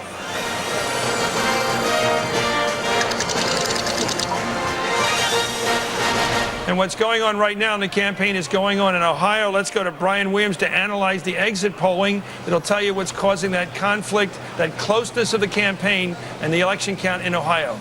Brian. And Chris, we have some of the stats you've been specifically interested in, along with a whole lot of people watching. Specifically in Ohio, as we've been talking about, there are about 800,000 of those newly registered voters in that state out of nearly 8 million voters statewide. Now, our NBC News exit poll is providing some important information about how these new voters are affecting tonight's race. First-time voters made up a larger share of those who cast ballots for president in Ohio than they did nationally, 13% in Ohio. Those first-time voters in Ohio backed John Kerry by a significant margin, in fact, 56% to 44%. Now, who are these first-time Ohio voters? 7 in 10 of them under 30 years of age. In terms of party, we're told there is likely to be Republicans as Democrats. 4 years ago, in his race against Al Gore, the president ran slightly better with Ohio voters who were under 30 than he did with voters age 60 and above. This year, totally different story. Kerry is capturing the under 30 vote in Ohio by 58 to 41, making them the strongest single age group for John Kerry. President Bush's best age group in Ohio, age 60 and older. They backed the president by a margin of 56-44. Now, one other place where young voters may be helping John Kerry tonight, we've talked about North Carolina. The president won big in 2000. It is still close tonight. Part of the reason 1 in 7 voters there today were under the age of 30. John Kerry is getting 60% of that vote in all these states we're watching tonight. Chris? Okay, thank you very much, Brian Williams. Let's go right now to Chip Reed at Make Your Vote Count nationwide voting program. Let's go to Chip. Hi, Chris. We have had just a smattering of problems all across the country today, but most of them have been relatively minor. Lots of long lines, lots of polls staying open a little bit late, a number of polls opened early. We have had some serious problems. In Milwaukee, for example, there's a criminal investigation right now. Apparently 30 vans that were going to be used for the Republican Get Out the Vote effort had their tires slashed. Here in Detroit, 2 things. Number 1, they lost power at a voting place and they had to vote in the dark. And now we are told the NAACP has filed suit to keep some of the polls open in Detroit, alleging that voters have been intimidated on the basis of race. And that is something that's in court as we speak. And one other interesting thing, Chris, you see this cover, this fuchsia or magenta color all over the map. That is electronic voting. In fact, significantly down here in southern Florida, of course, Palm Beach, Broward, and Miami-Dade counties, there have been relatively few problems with that. A lot of people thought the big story today might be problems with electronic voting. It has not been. Chris? Okay, thank you, Chip Reed. Let's go back to David Gregory at the White House with some info about the president's brother and his location tonight and what it means. David. Chris, you remember 4 years ago, Jeb Bush was in the room with the president and his family. They were out to dinner in Austin, Texas, when the news from Florida started to turn bad. The president's brother got up, hugged him, and said, "I've let you down, brother." And then they went back to the governor's mansion. He started working the phones. Well, this go around, there's plenty of family behind me in the White House residence. Governor Jeb Bush of Florida is not among them. He is in Tallahassee tonight. They are counting on his high approval ratings in that state to not only kick up their ground operation, which is critical tonight, which has been a major focus for their political operation tonight, but as well to just keep tabs on what's going on down there as the night progresses. Operatives in the White House down in Florida making very clear to reporters, no early predictions here, they say. Remember the panhandle. Remember getting out our vote later in the night. They still think it is extremely tight there. Chris? You know, David, I've heard from a lot of people down in Florida that the areas worst hit by the hurricanes were in Republican areas, and therefore the gratitude that most citizens would feel toward a governor for the rehabilitation and the recovery efforts wouldn't be felt in areas that would help the president. Is that your sense? Well, I mean, it was certainly something that they were paying attention to. It is one of the sources right now of Jeb Bush's political strength. It's one of the reasons why it was so important for political advisors to get the president out to Florida. Remember, the day before the first debate, the morning of the very first debate, some people thought that was a mistake, that he was too tired for the first debate.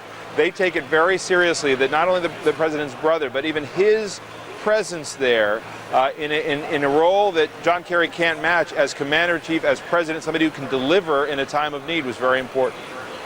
Okay, thank you very much, David Gregory at the White House. That's interesting stuff, isn't it, Andrea? Well, we're watching almost like the president's brother. It's almost like a dynastic, a bit of information there. What's Jeb doing tonight? What's the king and the king's brother doing tonight? He's trying to deliver. I thought also that Brian Williams' information on the Ohio youth vote is just so interesting. Give me those numbers. Well, the new voters in Ohio, I got it 58-41 among those 1829. Kerry over Bush. 4 years ago, the president did better with younger voters, and also interestingly, he's now doing 56-44 with the older voters. You know, this is an amazing moment tonight. We're coming up on 8 o'clock in the East, and this is the time we can give you, hopefully, the biggest results of the night. Perhaps Florida, Pennsylvania, Missouri, New Hampshire, Maine, and all the other 17 states. They're all coming up in just a very few seconds right now. And we're also going to have a surprise guest. We've got former governor of Vermont, Howard Dean.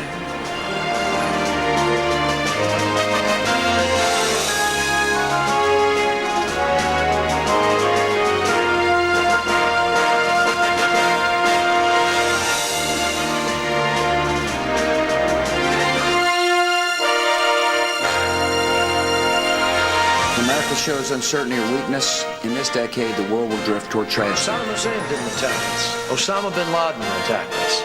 Al-Qaeda attacked us. First of all, what my opponent wants you to forget is that he voted to authorize the use of force and now says it's the wrong work, the wrong time, at the wrong place. Iraq was not even close to the center of the war on terror before the president invaded.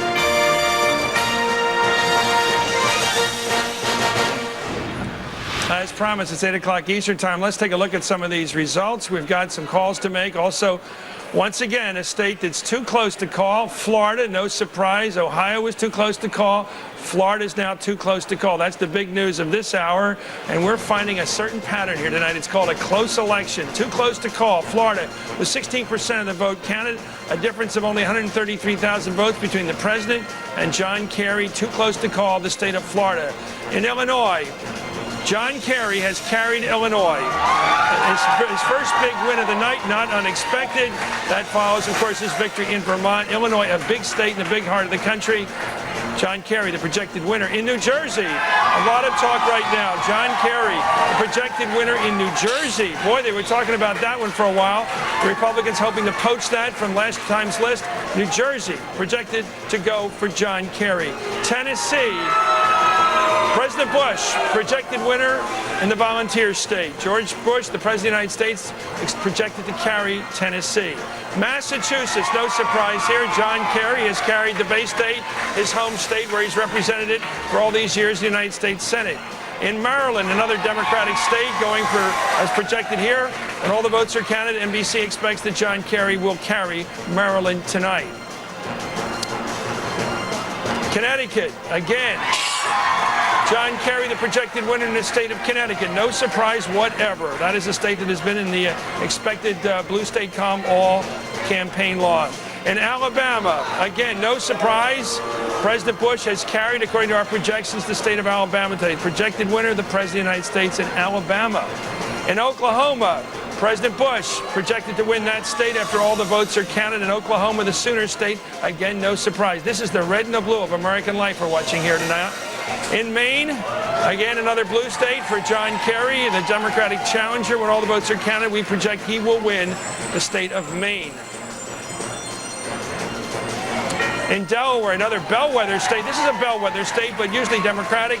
Last time it went for Al Gore. This time it's going, according to our projections, for John Kerry. Delaware, making a lot of calls early tonight here.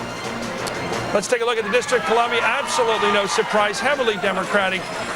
The District of Columbia has voted, according to our projections, for John Kerry.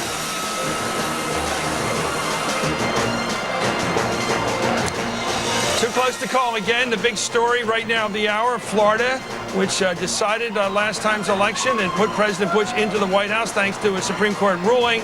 Still too close to call, and that means something. That means the votes coming in are so close together that NBC cannot project a winner. Another state too close to call, and this is significant, Missouri, or in its more rural areas called Missouri. Too close to call, that is significant. That's a culturally conservative state where John Kerry has a shot. In Pennsylvania, this is a surprise, too early to call, but it doesn't mean much because we don't have the numbers yet. I should say it's not a surprise until we've got more numbers. This simply means we don't have enough votes to count yet, not that the two candidates are too close. Too early means too early in Pennsylvania. In New Hampshire, another state too early to call. That means, again, a small state, but we haven't got enough of a sample to make a judgment as to who's going to win this thing. It may well be a lopsided victory or defeat for either candidate. We simply know it's too early. Another state too early to call. Don't make any assumptions on this. Mississippi, a long time and predictably, I should say reliably, Republican state. Ohio, once again, I say it again, too close to call. That means that the numbers coming in that we're looking at in our samples and our sample precincts are simply too close together to decide who's going to project, in fact, who's going to win this thing. Too close to call in North Carolina. A big surprise there, I think. Most people would have said that the Tar Heel state would have been safely Republican. As they expected, I think that Virginia would be safely Republican. Too close to call in North Carolina. Too close. Virginia, too close. Interesting along the eastern seaboard how we have these closer races. One possibility tonight, after all the votes are counted, is that Kerry does much better in the east, north, and south than expected. Let's go to South Carolina. Too early to call. We don't have enough votes there to count. You have to understand that everyone's being very cautious this year to make sure that when a call is made, it holds. We're looking at the map right now. 3 for Kerry. Actually, it's going up to 77 for Kerry, thanks to that big one in Illinois, etc., and across the eastern seaboard. You'll notice that Kerry's doing very well along the Atlantic coast there, with the exception, I should say, of Illinois. Most of his votes so far are coming from the eastern seaboard. The president's polling 66. Now let's talk about those all-important races in the U.S. Senate. In Illinois, Barack Obama is the projected winner. There's a popular fellow. Here, what an interesting background. Raised in Hawaii. His mother's from Kansas. His father's from Kenya. What an interesting background he has. Barbara Mikulski, a real veteran of Democratic politics. He comes from Baltimore, as it's pronounced there, Balmer. Barbara Mikulski, the projected winner in Maryland. Let's look at this one. Kit Bond. Christopher Bond, a Republican, been around for a while, former governor of Missouri. He is the projected winner according to our tabulations in the United States Senate race in Missouri. Let's go right now. Richard Shelby in Alabama, another expected winner, a projected winner now thanks to our calculations. Richard Shelby, the projected winner in Alabama.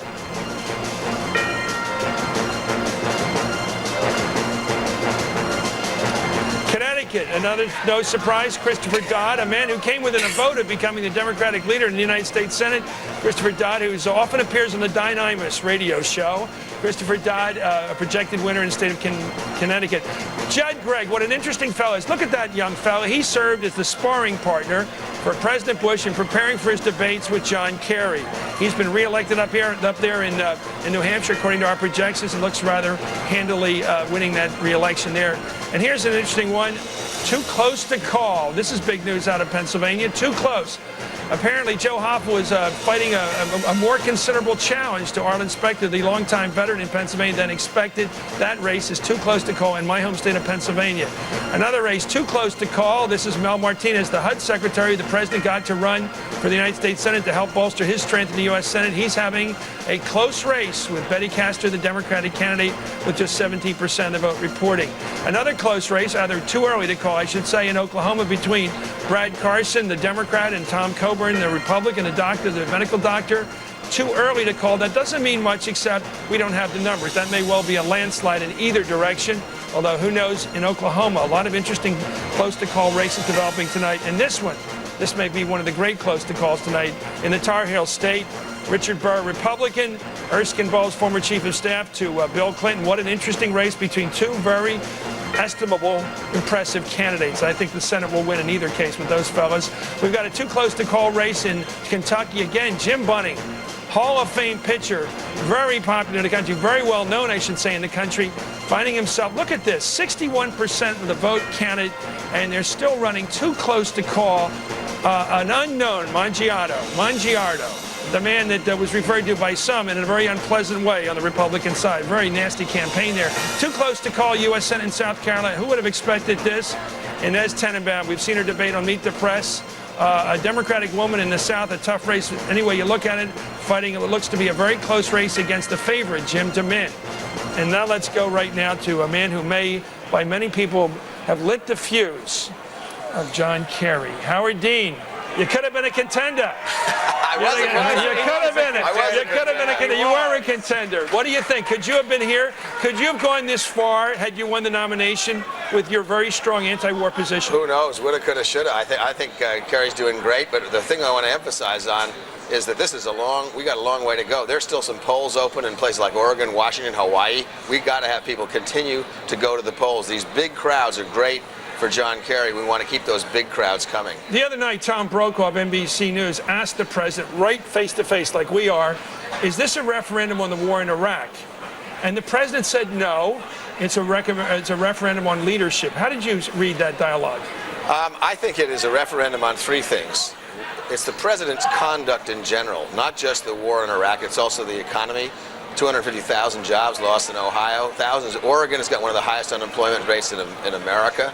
And the deficits. The deficits are a big issue in places like New Hampshire, in the South, where people know that the deficits are causing the loss of jobs. So I think it is a referendum on leadership. I just think the president's come up somewhat short. Do you think, I hate to ask you this, I'm going to ask you again, should the Democrats have run a clear anti-war candidate like you, or a man who's to some extent managed to fudge the issue, John Kerry? You know, Chris, right now John Kerry is ahead by 11 electoral votes. I think second guessing is probably a wrong thing to do. So in other words, he did it the right way. He looks like he's done it the right way. We got a long way to go tonight. We want that turnout to keep cranking out in those tight states where the polls are still open: Colorado, Nevada, Oregon, Hawaii. But right now, things are looking reasonably good. Not to scare the horses, but would you like to be a member of the cabinet of John Kerry? One thing I have learned is A, you never answer that question, and B, people who appoint their cabinets before they win don't get to appoint them after they win. So that one, you're not getting to me anywhere near that. What have you learned watching the general election return so far tonight? West Virginia, it's gone south on the Democrats. Virginia, North Carolina, too close to call. What do you make of that? Well, Virginia and North Carolina, those states are changing a lot. There are a lot of people moving in. They've lost a lot of Northerners moving in. A lot of Northerners moving in, but a lot of jobs lost, and the textile industry is decimated.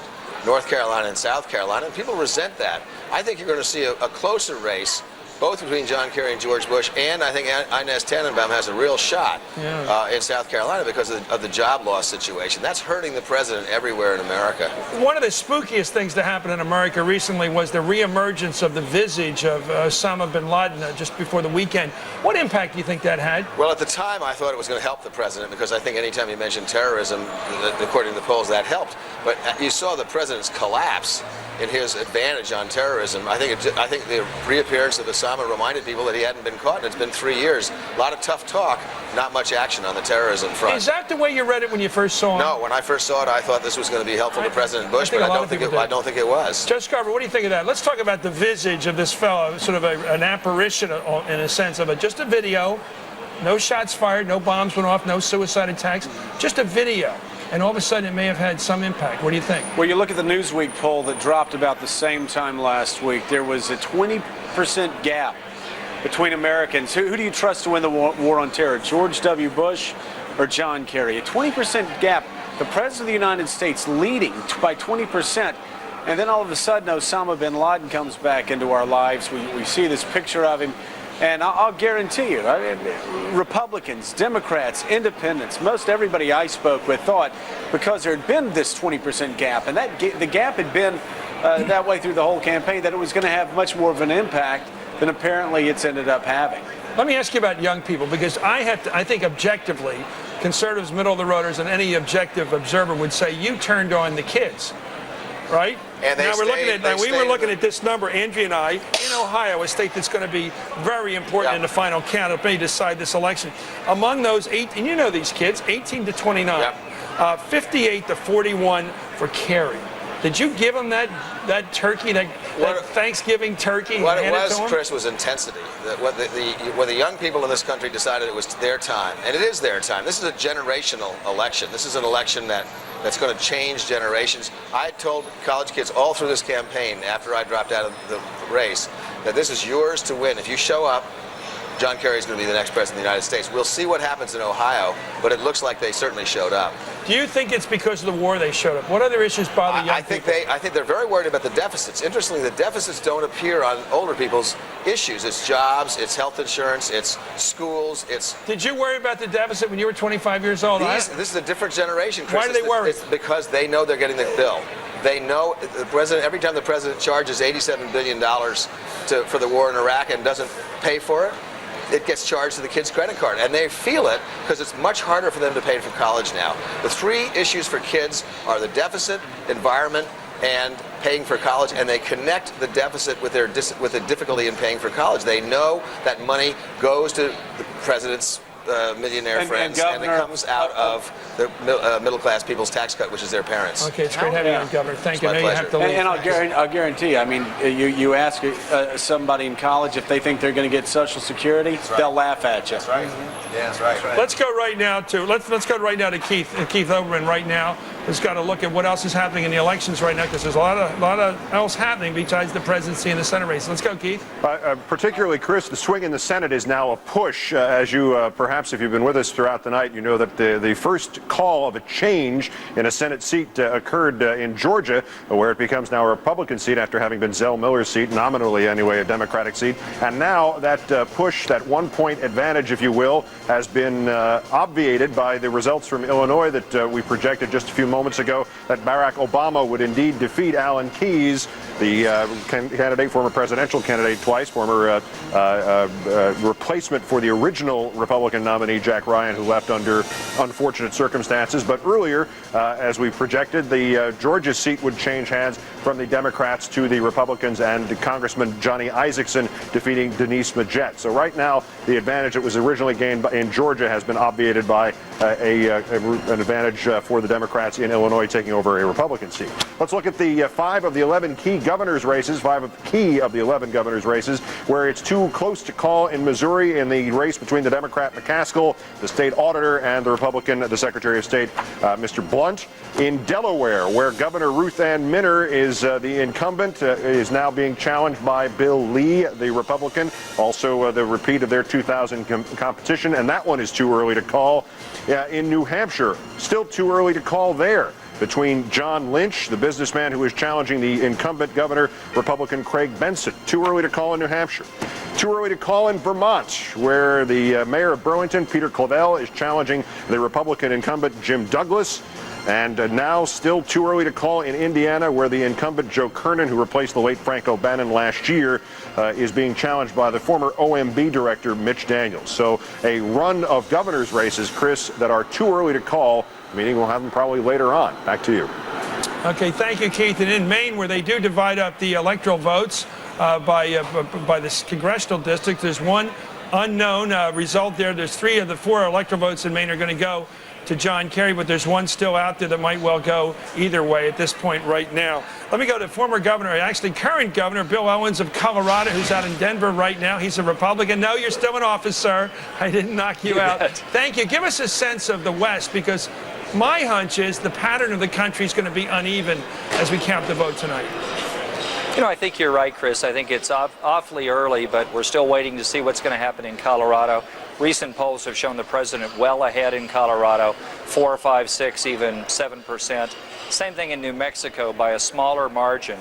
Nevada is going to be a battleground state, and so we still have the polls open out here in the West, and so we're still involved in the campaigning, but it's going to be close across the country. Very well might be close in parts of the West, though we're obviously stronger for President Bush out here than some parts of the eastern seaboard. Let's talk about values, because we've all been watching this election. You, sir, certainly are part of this electoral process at the presidential level. It seems to me that on the plate for the voter is not just terrorism and not just the economy and not just Iraq, but this larger palette of issues, from gay marriage, abortion rights. I guess you could throw in stem cell, maybe even gun rights. How are those going to play tonight, those values questions? Well, again, I think that, and this has been reported from 4 years ago, if you're a regular church attender, if you regularly attend church, you're much more likely to support President Bush. There's a number of those sorts of social issues which divide these two candidates. Much of the Midwest, much of the West is pretty conservative socially, and so I think that's one of the reasons why the president does pretty well out here. I think it's one of the reasons why he's going to do well in Colorado this evening. Which way do you think the impact of the Latino or Hispanic vote is going to be felt? Who's going to win that vote in Colorado, New Mexico, Nevada, Arizona? You know, Chris, this president won a majority of the Hispanic vote his second race for governor in Texas.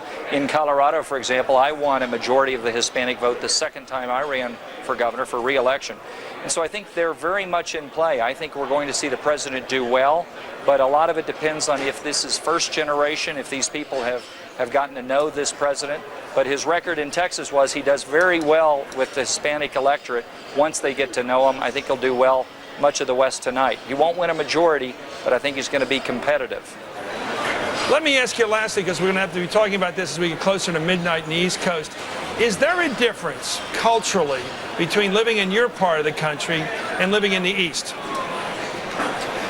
You know, it really is. We have these wide open spaces. We're not quite as crowded. We don't have some of the social issues in terms of the high rates of welfare and even some of the drug dependence that we sometimes see in more populated areas of the country. I think the West is more optimistic. We're more ready to and we're also more nationalistic. We're often more patriotic in one sense. And so I think that this president is going to do very well out here in the West. We actually regard him as a Westerner. Texas is a southwestern state, and in many respects he's a neighbor. So the election is still a long way to go this evening. President Bush is going to win Colorado. I think he's going to do well in much of the West. Are you thinking of the presidency yourself, Governor? You know, I'm not. I've been asked that a few times, but we're going to have some outstanding candidates.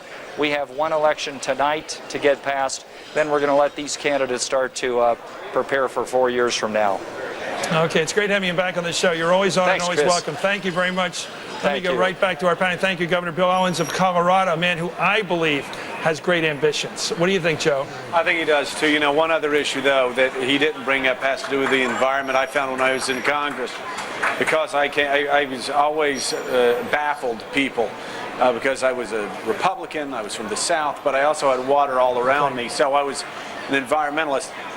Hold that thought, Joe. I'm sorry, we got a big call to make right now for NBC, a projection we're about to make right now.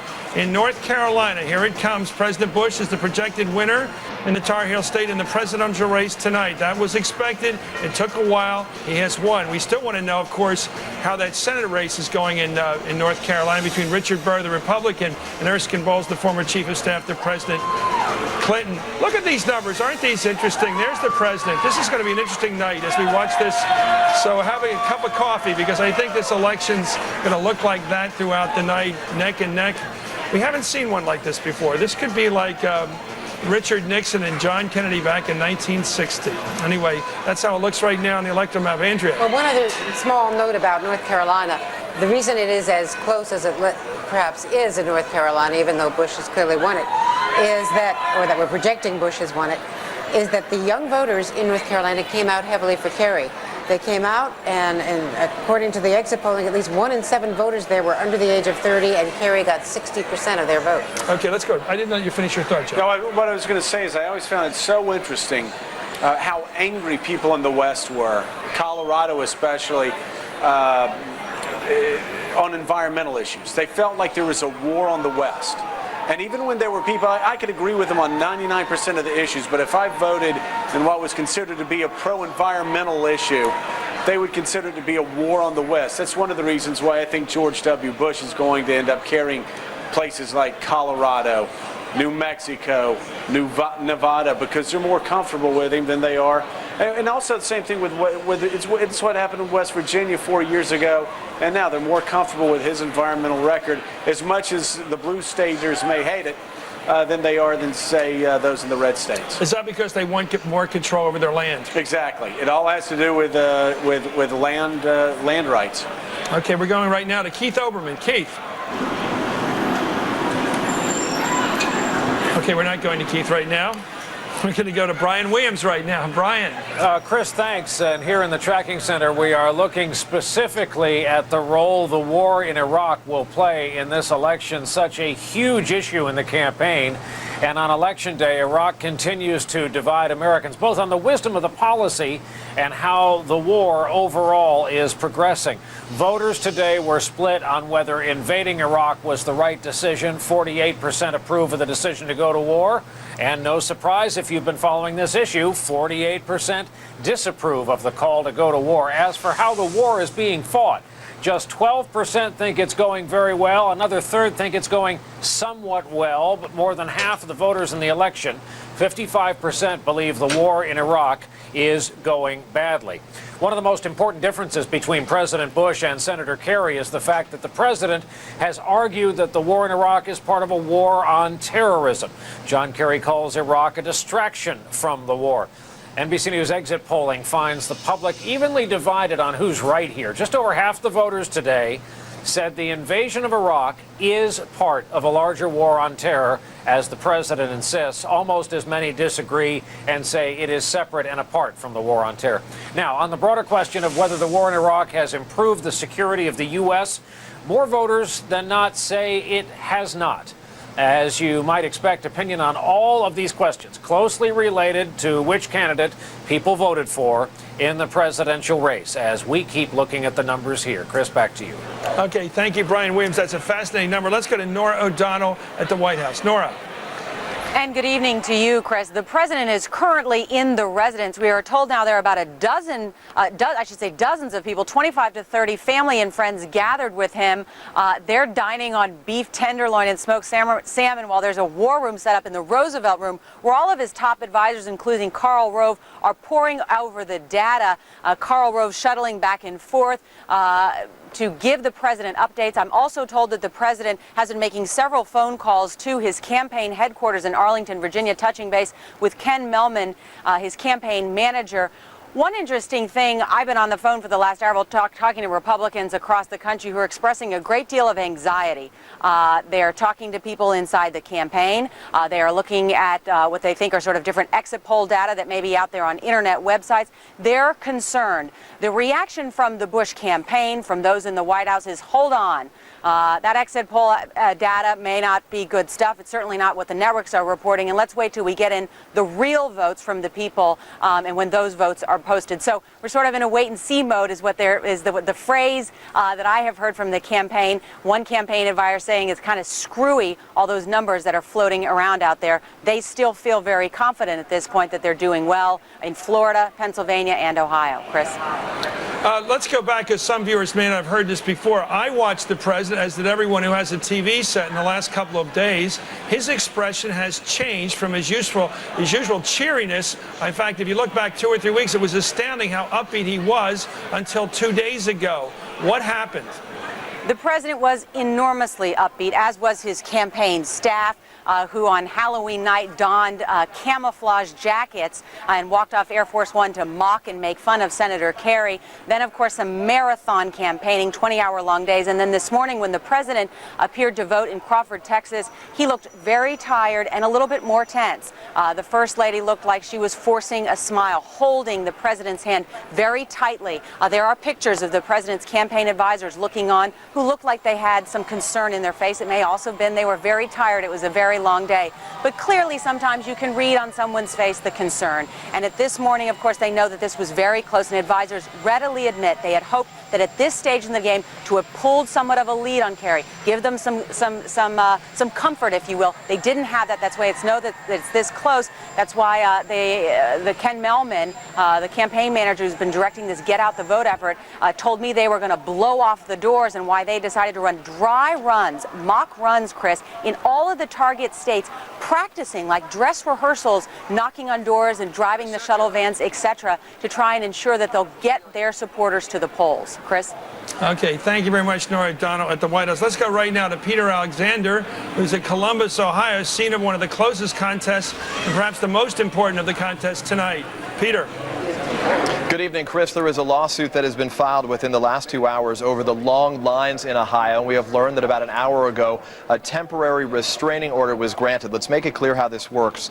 Democratic lawyers brought this suit in federal district court. It's against the boards of election in Knox County and Franklin County. That's here where we are in Columbus. It's significant because they are blaming the counties for failing to have enough voting machines, causing this new burden on the voters, causing lines that right now are still in excess of 3, in some places 4 hours. Anecdotally, we are hearing about some concerns that there aren't enough polling places within the polling places themselves. There are not enough booths. For example, at the St. Aloysius Church that we visited earlier today, just 3 booths today as opposed to 4 years ago when there were 5 booths.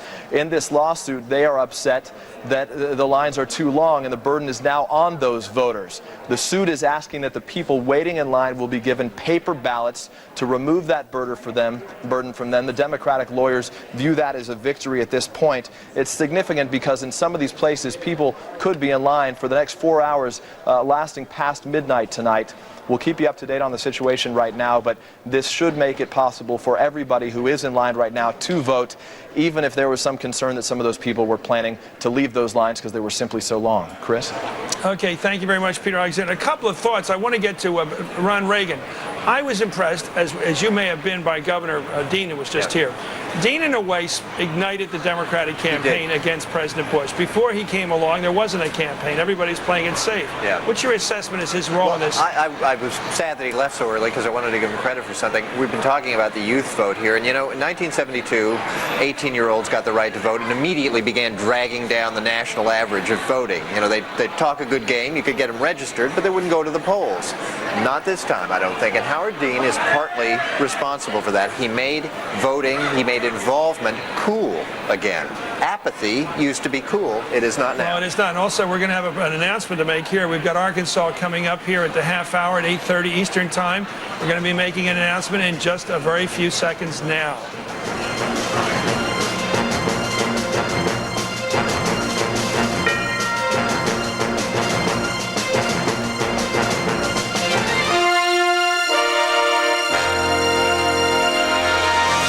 See how you can lead this country in a time of war if you change your mind because of politics. The president didn't find weapons of mass destruction, so he's really turned his campaign into a weapon of mass deception. Let's take a look. It's going to be an interesting development here because this is one of the states where, of course, former President Bill Clinton campaigned hard and enthusiastically. We're looking right now, too early to call in Arkansas, unfortunately, the Razorback State. It's interesting because I'm going to be watching tonight, as everyone's going to be watching, to see one of the many small shows tonight we're all interested in, those of us who focus on everything, whether Bill Clinton was able to move this campaign in the direction of John Kerry in its closing week. We're looking now at a very, very close race in the electoral vote. And you're looking up on our building here at 30 Rock to see it dramatized. The president is leading. He may end up leading tonight overall. But they're both a long way from 270 electoral votes, and that is the requirement. This election is not won until a candidate has 270 electoral votes. And from the way we've been counting the votes tonight, with great confidence, but also with tremendous care, it may take a while. Here we have a vote, the call in the United States Senate race in Oklahoma, the Sooner State.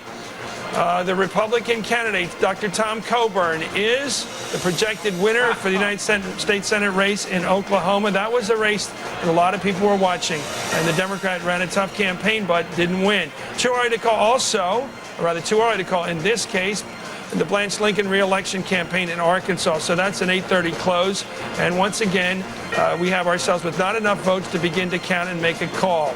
Let's look right now in the Florida race. This is the Mel Martinez race. As I said, the former HUD secretary pushed very heavily by the President Bush, to make that run for senator from Florida to replace Democrat Bob Graham. Too close to call. These are states that are so interesting. Too close to call in North Carolina for Erskine Bowles. Interesting how close these races on the eastern seaboard are. Who would have thought this? Too close to call in Pennsylvania, where you have a veteran top-notch politician, I mean professional politician like Arlen Specter facing a tough race. Too close to call in Kentucky with 72% of the vote in. Jim Bunning has not locked it up. Too close to call in South Carolina, an extremely conservative state, yet Inez Tenenbaum, the Democratic candidate, holds on in this fight. Too close to call, and that means something. And here we have a new call from NBC to make right now. In the race for president in South Carolina, no surprise here, but it took a while. George Bush, the president, has a projected victory coming his way in the state of South Carolina. So here we're going to take a look at the map right now and see how it looks. It's getting redder at the bottom there, and you notice the pattern. It's so interesting how it develops here. Red across that southern midsection on the East Coast, blue across the upper Northeast up there along the coast. This is the pattern we're probably going to be able to project across the country. It's so interesting. It's how we vote. The South is red, the South is conservative, the North is Democratic, and it is fighting a close race between these two regions. And what I think was going to happen tonight, we are going to have an election, most of us think, between North and South that will be decided by the Midwest. That's where a lot of the decisions are going to be made. It's so fascinating. The North and South can't agree, so let's ask the Midwest to help decide this election for us. Let's go to Carl Kentney, who's definitely in the North. He's up in Boston right now with Kerry. How's that good humor holding up there, Carl? It's holding up, Chris. I mean, the South, it really isn't surprising too many Democrats we're talking to at this hour. I was talking to one Democrat who said Georgia was, quote, gone, and that must have been an hour or so ago. A lot of nervous energy on this end, some good energy. One aide to the campaign described it as being up in the third quarter, up by a field goal. Still a long way to go, and the margin really not that high, as you mentioned. You've got to remember, the campaign is staffed with a lot of survivors from 2000 who were there when the early exit polls came in and did look good for Gore, only to see things turn later in the night. So being extremely cautious. The Clinton effect, Chris, that you mentioned, they're watching very closely, not only in Arkansas, but also in Florida and in New Mexico, the three big states where the former president campaigned. As one aide said, Chris, there's no towel snapping going on quite yet in the locker rooms of the Kerry campaign, Chris. I love that phrase. Let me ask you about the way they're reading the White House. We just had Nora O'Donnell on from the White House, and she said they're inside plotting and planning to try to squeeze a few more votes out. But they did notice, the correspondents at the White House, including Nora, the rather serious face on the president coming back today and in the a couple days ago as well. How are the Kerry people reading the Bush people right now? Well, actually, Bob Shrum, Kerry's main strategist, was asked about that yesterday or the day before. They was asked, what do you make of Karl Rove's bravado? You know, when they come out on the tarmac with camouflage on, making fun of his goose hunting trip in Ohio, and he said that's Shrum's line was that's how Republicans work it. They have this philosophy that the appearance of winning leads to winning, which obviously the Democrats are rather negative on. So I think at this point they're taking it with a grain of salt. It almost seems expected on their end. You know why I think, Carl, they don't like it? Because remember 4 years ago, the Bush family all got together in that hotel room, and they all acted like they'd won. They showed confidence, and they sent a message to the country, hey, we won this thing. And a lot of people accepted that as a fact for the month ahead that included all that fighting. Right. On the flip side, though, Chris, I love this psychological war. I'll be back to you again because before we get numbers, we're going to try to figure out who's winning in other ways. Anyway, thank you, Carl Kentney. We're going to take a short break now for a commercial. We're going to come back. We're going to come back with Vanessa Carey, try to read her psychology and see what she's learned from the various numbers. Also, Joe Trippi's going to give us an update. And this is always a precursor of things to come. The blogs, the websites, what's the buzz out there, what's the chatter out there. Let's read them and find out and give it to you right away. We'll be right back with MSNBC's coverage from Democracy Plaza.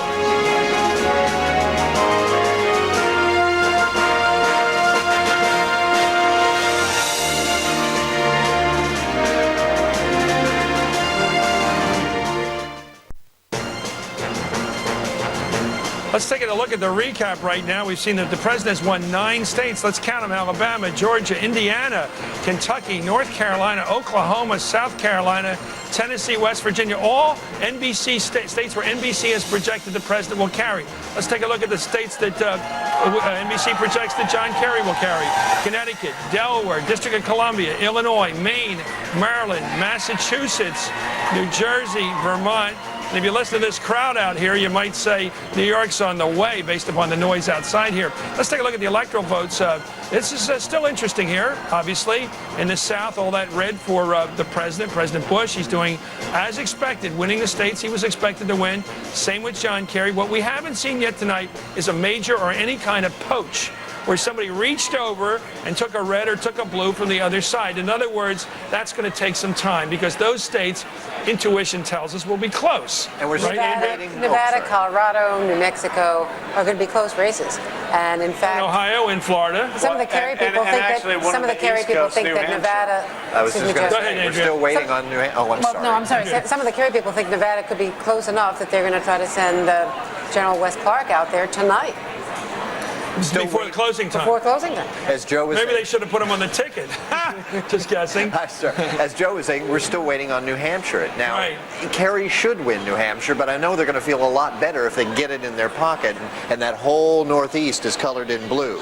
You know, remember, if Gore won New Hampshire last time, we'd be talking about incumbent President Gore running for re-election. And also, New Hampshire gives George Bush some opportunities, even if he loses Ohio, to get over the top. I mean, obviously, it's a much more difficult climb. But this is what I'm fascinated by: is we've had all this back and forth for so long, and yet this is played out. I mean, you could have predicted how these states were going to fall 4 years ago. You want to predict the last 10? They've played true to form so far. How about predicting the last 10? That's going to be the hard one. Yeah. Figuring out how Wisconsin goes, how Iowa goes, how Pennsylvania goes, Ohio and Florida. They're going to be the toughest. I still think it comes down to Florida and Ohio, and I think, right now, from what I hear, the lines are still long. We've heard the lines are long in Ohio. I just heard the line. There's a line of 500 people in Florida, Northwest Florida, still waiting. They're driving by with bullhorns, telling them not to go anywhere, singing "God Bless America." It is amazing, the intensity on both sides of this election. Remarkable. I wish they could do it like they do at CVS at the drugstore. When a crowd starts to build, a line build, they call more people up to the counter, and they move faster, but we don't have that system. Let's go to Joe Trippi, who is Mr. State-of-the-Art. What are the bloggers telling you, and what are you picking up, Joe? Well, right now the blogs are focused on this race for the Senate in Kentucky, Chris, where just a month ago Jim Bunning, Republican senator from Kentucky, had a double-digit lead until he started making a series of gaffes. But the national press didn't really pay a lot of attention to it, didn't get picked up a whole lot in the local media, but the blogs really ran with it. And the Mongiardo campaign, the Democratic challenger, recognized this, started running a blog ad campaign across the internet. The blogs contributed hundreds of thousands of dollars to Mongiardo.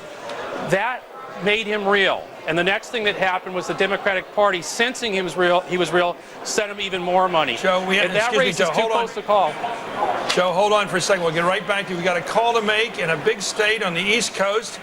And now we are now projecting at NBC that President Bush will carry the Old Dominion. It took a couple hours, but he has won.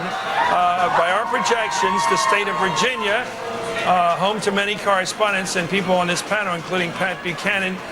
Joe, let's get back to you right now. See, it's right now 89 for 102 for the president right now, 77 for John Kerry. We will see how long it takes tonight, right through the morning. Let me go right back to Joe Trippi.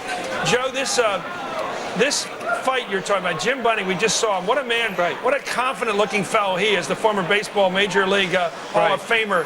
Why is there such interest among the bloggers in that race in Kentucky for the Senate? Well, he just made a whole series of gaffes. He compared Mongiardo to Saddam Hussein's son. He just made a whole series of things that somehow grabbed the blogosphere. And then what happened was the Mongiardo campaign smartly, I mean, almost like Howard Dean-like, started running these blog ads. And thousands of people gave Mongiardo money. The real thing here is, I don't know, it's too close to call, but if Mongiardo wins tonight, the Democrats and he owe the blogosphere the victory, because they're the people that rallied around this guy, got him the money and got him in the race and paid attention when most of us weren't. Why Mongiardo? Just because he's a Democrat? Is that why the bloggers like him? I think they were really, the first thing was when Bunning accused Mongiardo of looking like Saddam Hussein's son. There was something about that, I think, that got, of all places in Kentucky, got a bunch of anti-war Democrats all fired up to contribute to this guy around the nation. It just shows you what can happen, how this national movement that was out there from the Dean campaign and others can impact a state, even like a race like Kentucky. It really funneled a lot of money to Maggiardo. And again, it's tight, it's close, but it shouldn't have been. And if Maggiardo wins, it's because of the net. Okay, thank you very much, Joe Tribby. Let's get back talk about Virginia with Pat Buchanan. Pat, you live in Virginia. It has a northern part, which is a bit more northern in more ways than one. What did you make of the president's victory there tonight? Well, I think it's a good victory, Chris, and I expected it, and I was surprised it came a little bit later than I thought. But what is really interesting, Chris, is West Virginia. We've called that very early. That was a battleground state. That was one of those states that Kerry might be able to pull out of the president's pack, out of the Bush 278 electoral votes. He failed to do that. Now, what Kerry's got to do tonight is a very simple thing. Get 10 electoral votes out of Bush's present 278 red states. He has not yet gotten a single one there. And again, the fact that he didn't do it in West Virginia puts an increasing premium that he's got to do it in Ohio. Well, let me ask you about Ohio, Pennsylvania, and Florida. Those three states right now, we're looking at the yellow states, the three on the right there. We have Pennsylvania, Ohio next to each other there in the northeast, and we've got Florida. And look at the size of the states, how they play a role. If you look at them proportional to their electoral votes, they are the big ones. And Tim Russell's been saying that all along, and I guess other people have recognized that the fact is, if you win, I guess that's a question I got to put to you. If you win 2 out of those 3, does that mean you're riding a national tide, or does that mean they just have the electoral sock to win? It doesn't mean you may not be riding an electoral tide. You may lose California by 4 million votes. But what it means, Chris, is you're the next president of the United States. The man, if Bush wins Pennsylvania and Ohio, I believe he's going to be the next president of the United States, or Pennsylvania and Florida. What is interesting about West Virginia, too, Chris, I've been up there in that Weirton area. I was endorsed by those guys at that steel mill. You take that West Virginia steel and coal country, God, gays, and guns, that is identical to southwestern Ohio, that the Mahoning Valley and the Mon Valley of western Pennsylvania, where my mother comes from. The movie Deer Hunter. Those are the type guys living up there. And in that little sub-state, they tend to vote the same way. So in a sense, this is good news for the president, not only in holding West Virginia, but in what it may say about southwestern Pennsylvania and southeastern Ohio. That's guns and gays and God. I guess God is positive, guns are positive, gay is negative, right? Well, that depends on your point of view, Chris. Well, I'm just talking about how that parcel gets put together. Anyway, we're going to come back, take a break from Pat Buchanan and this cultural discussion. We're going to come back and talk to Vanessa Carey. She's going to be joining us right after this break.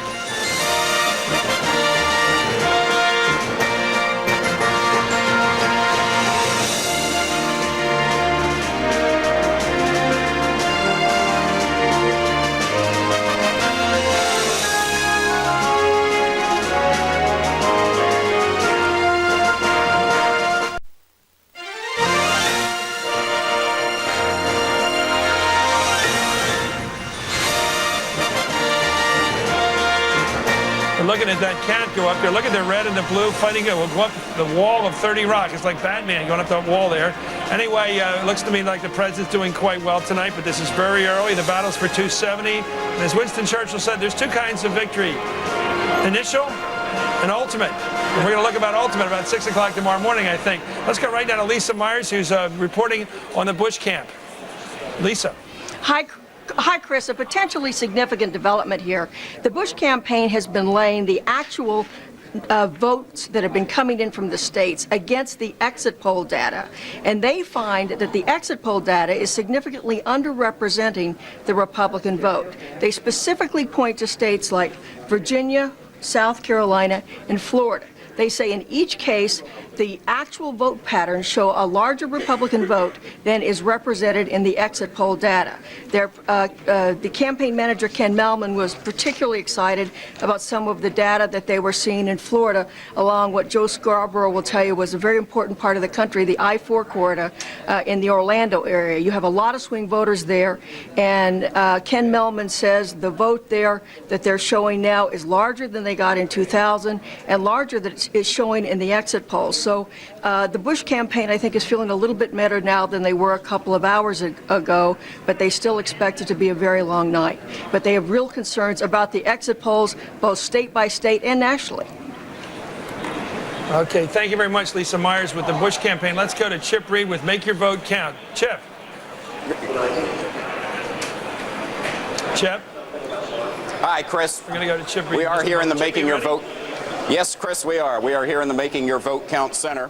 And we have an extraordinary piece of litigation coming out of Ohio. That really has been litigation central today.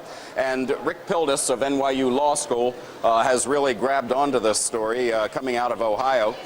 Give me an idea of what is happening out there. There are extraordinary lines, 3, 4, even 6 hours I've read in some precincts out there. And a judge has taken sympathy, basically, on these people and explained what he's done. Well, this is really extraordinary because the turnout is so high in Ohio that we have these enormous lines. People are getting frustrated. A complaint was filed in federal court with all these affidavits from individual voters saying, I've been here 2 hours, 3 hours, I can't vote. And a federal judge ordered the Ohio County boards to let these people have paper ballots and just cast their vote now.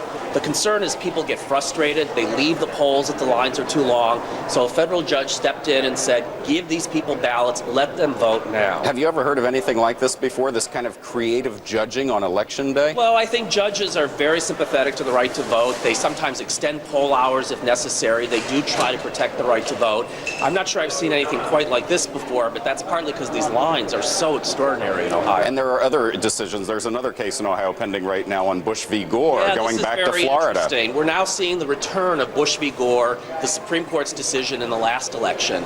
In at least 2 cases today, courts have invoked Bush v. Gore or been asked to invoke Bush v. Gore to decide issues. So now we have a lawsuit in Ohio saying when these provisional ballots are counted that people are casting, the state of Ohio has to come up with uniform, consistent, statewide standards about how these ballots are going to be counted. Because that is what the Supreme Court ruled back in 2000 in Florida. Exactly. The Supreme Court in Bush v. Gore last time around said states must have uniform, consistent standards for how they treat votes and how they count votes. Now that's being invoked this time around to require the same treatment across the state of Ohio for these thousands and thousands of provisional ballots that are being cast today. Okay. Rick Pildes, thank you very much. NYU Law School. Chris, back to you. Okay, thank you, Chip Reed. It's coming up on 8:53. Let's see where the election stands now.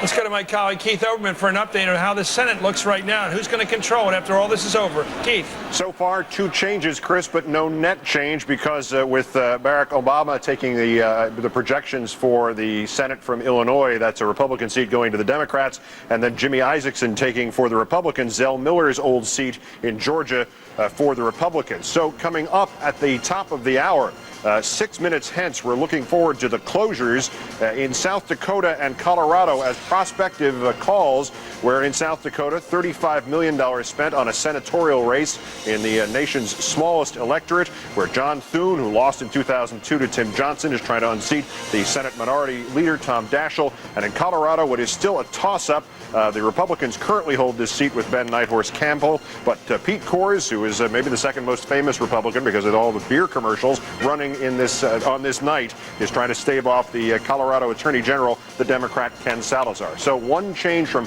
Republican to Democrat, 1 from Democrat to Republican, and we might have 2 more at the top of the hour. Chris, back to you.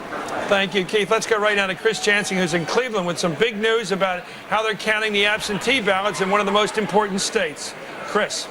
They have counted the absentee ballots larger than they were 4 years ago, 64% to 36% for John Kerry. Sounds like a huge number, but this, of course, a heavily Democratic area. If this is reflective of the vote countywide, it's less than the Democrats would like. They think they need a huge plurality here if they're going to win statewide. Also, I talked to Joanne Davidson. She's running the ground game for the Bush campaign. She tells me that they are watching very closely these long lines all across the state, where they have people waiting 3 and 4 hours still. In Cleveland, the Nonpartisan Voter Protection Project is sending lawyers to investigate Hispanic voters who are forced to vote provisional ballots now. There's some broken voting machines that they're checking out in East Cleveland that may have delayed some people from voting. You know, earlier today, people were watching to see if there were charges of voter fraud or there were challenges here in Ohio. None of that materialized in any significant way. I talked to a top election law expert and I said, "Are you surprised?" And he said, "Watch tonight at 7:30. If this is close, if there are still lines, you're going to start to see these thousands of lawyers who have been brought into Ohio by both of the parties going to work." That's exactly what we're seeing. Joanne Davidson said they're watching very, very closely to make sure all of their voters who were in line at 7:30 get to vote. Chris? Thank you very much, Chris Jansing in Cleveland. Let's go right now to Dan Abrams to some of the problems across the country. Dan.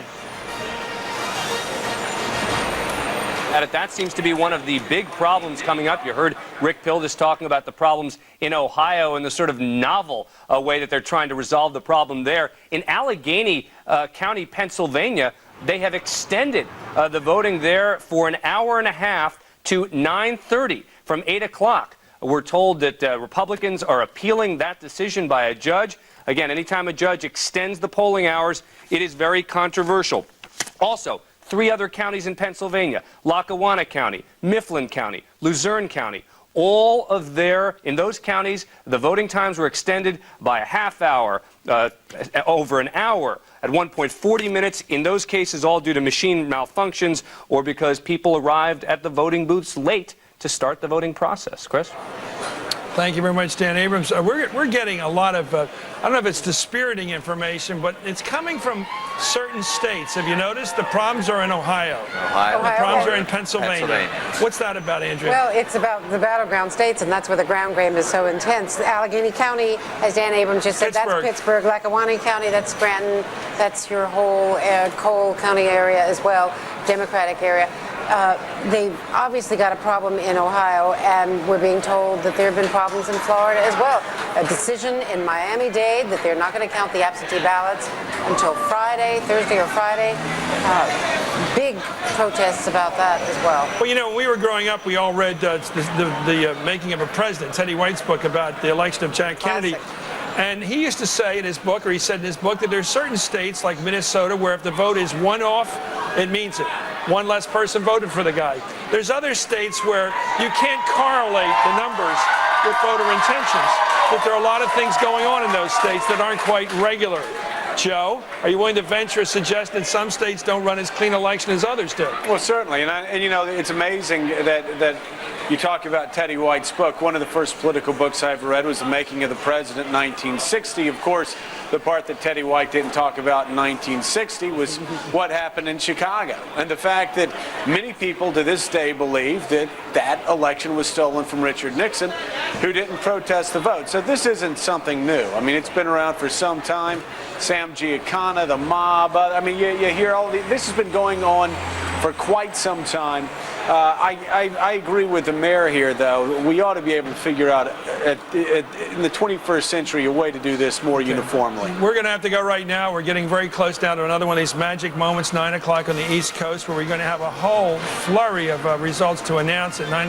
Look how far west these closings go. They'll be coming up in just a split second. Stay with us at MSNBC for the results any second now.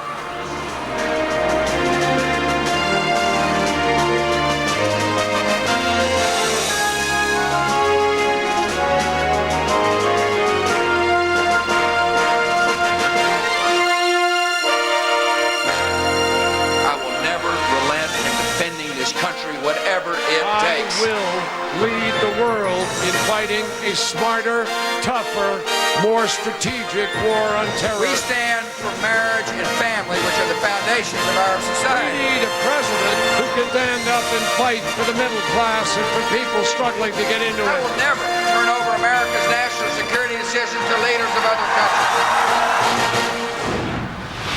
Let's take a look at the news. No dramatic news right now in this block, but let's take a look at the news coming out. The calls we're going to try to make right now from NBC. It's 9 o'clock on the East Coast. Of course, a lot of big states have closed their voting. We're going to give you results as they come in. These states, by the way, include, well, here they come. Texas, the president's home. Lone Star State. George Bush, the president of the United States, the projected winner for re-election in the state of Texas. No surprise there. In New York, the Empire State, no surprise there. Senator Kerry, the projected winner. Here in New York, you can tell from the crowd outside here as a sample precinct that this state is fairly safe for Kerry tonight. Let's go to the next projections here. Kansas, probably the most historically Republican state in the Union. President Bush projected to win the state of Kansas. Nebraska, another Republican state historically, going back to the Civil War days. President Bush, projected winner in the state of Nebraska.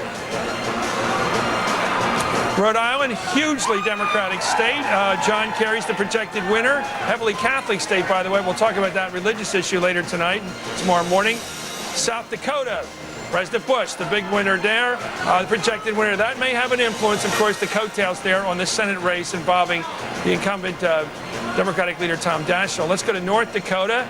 No surprise there, President Bush, the projected winner in North Dakota. These plain states are very, very traditionally Republican. Let's go to Wyoming, another state out in the west. George Bush, the projected winner, the incumbent president, projected as the winner in the state of Wyoming. Let's go right now. Too close to call. Well, this one was talked about a lot in the last couple of weeks. Colorado, it looks like a real fight out there, at least in this early going after the polls have just closed in Colorado. Too close to call. Familiar pattern tonight. Too close to call in New Mexico. Every state, by the way, we've identified as a battleground state for the last couple of weeks is having a tough time deciding today who to pick as the next president. Michigan, too early to call. That simply means we don't have enough votes in. It doesn't mean it's going to be close, but it could. You never know. Michigan has been targeted by the Republicans this time. Minnesota, another state, too early to call. That simply means we don't have enough numbers, enough ballots to look at, enough sample precincts to look at to correspond with the exit polls. Too early to call. Also in Wisconsin. A little bit unsatisfactory at this point in the evening. We're not getting what we want, which is some results in these states. Too early to call in Arizona. Simply means we don't have enough votes to count. In Louisiana, too early to call. Again, too early to call. In Florida, too close to call, which means something else entirely. 40% of the vote counted there so far in Florida. It's moving ahead steadily, and it's too close to call. We had a vote difference there on the board of about 400,000. Apparently, it's closer than that in terms of what is being projected. Too close to call in the state of Florida. Ohio, too close to call. All the biggies, we want to find out what happened. We want it now. Unfortunately, they're too close to decide at this point in the count who's going to win those states. Missouri, it's interesting. Too close to call there, although it may be based on an early sampling, but too close to call in Missouri. That's significant, a relatively culturally conservative state. Too early to call in Pennsylvania. That doesn't mean much. It means too early to call. I don't know what the cheering's about outside. It's too early to call in Pennsylvania. It's too early to call in Arkansas, where President Clinton, former president, campaigned for John Kerry this past week. Too early to call in New Hampshire. Too early to call in Mississippi in the presidential race there. Of course, that's a fairly reliable Republican state. So take a look. Look at how it's filling out here. The President of the United States projected to win 156 electoral votes, with 27 votes reporting right now in our projections, included in our projections, 112 for Kerry. So the president has taken something of a lead in the 27 states where we've made projections at NBC. It is starting to fill out that continental United States, and we're still have to hear from Hawaii and Alaska. Let's take a look at the U.S. Senate races. No surprise here. Incumbent one-term Senator Chuck Schumer, re-elected to the U.S. Senate. He may run for governor, many people think. John McCain, one of the regulars, it's fair to say, on Hardball. Many a night we've shared with him. Projected winner, John McCain, according to that check mark there in Arizona. Let's take a look at Wisconsin. Russ Feingold, his partner, that was the McCain-Feingold campaign reform bill. Democrat Russ Feingold checked off here as a projected winner by NBC in the state of Wisconsin. Sam Brownback, no surprise here, a culturally conservative Republican in the culturally conservative state of Kansas, the projected winner. Byron Dorgan, Democrat from North Dakota, projected winner by NBC in North Dakota. Strong incumbent there. Blanche Lincoln, Democrat in Arkansas, projected winner there. Looks rather handily to be reelected there. So that's how it stands right now. Let's take a look at the race. Too close to call. Very interesting. South Dakota. This is the Senate race everyone's going to be watching throughout the night and tomorrow morning into the newspaper writing of tonight. Tom Daschle in a very close race for re-election. Too early to call in Colorado. Pete Coors against Ken Salazar, the state's attorney general, the Democrat, the extremely well-known Mr. Coors in a close race. Too early to call in Louisiana. That's a race where you have to win 50% of the vote to avoid a runoff there. David Vitter is the Republican. Let's go right now. Too close to call in Florida. That persists, that closeness between Mel Martinez, the former HUD secretary, but with 40% of the vote counted.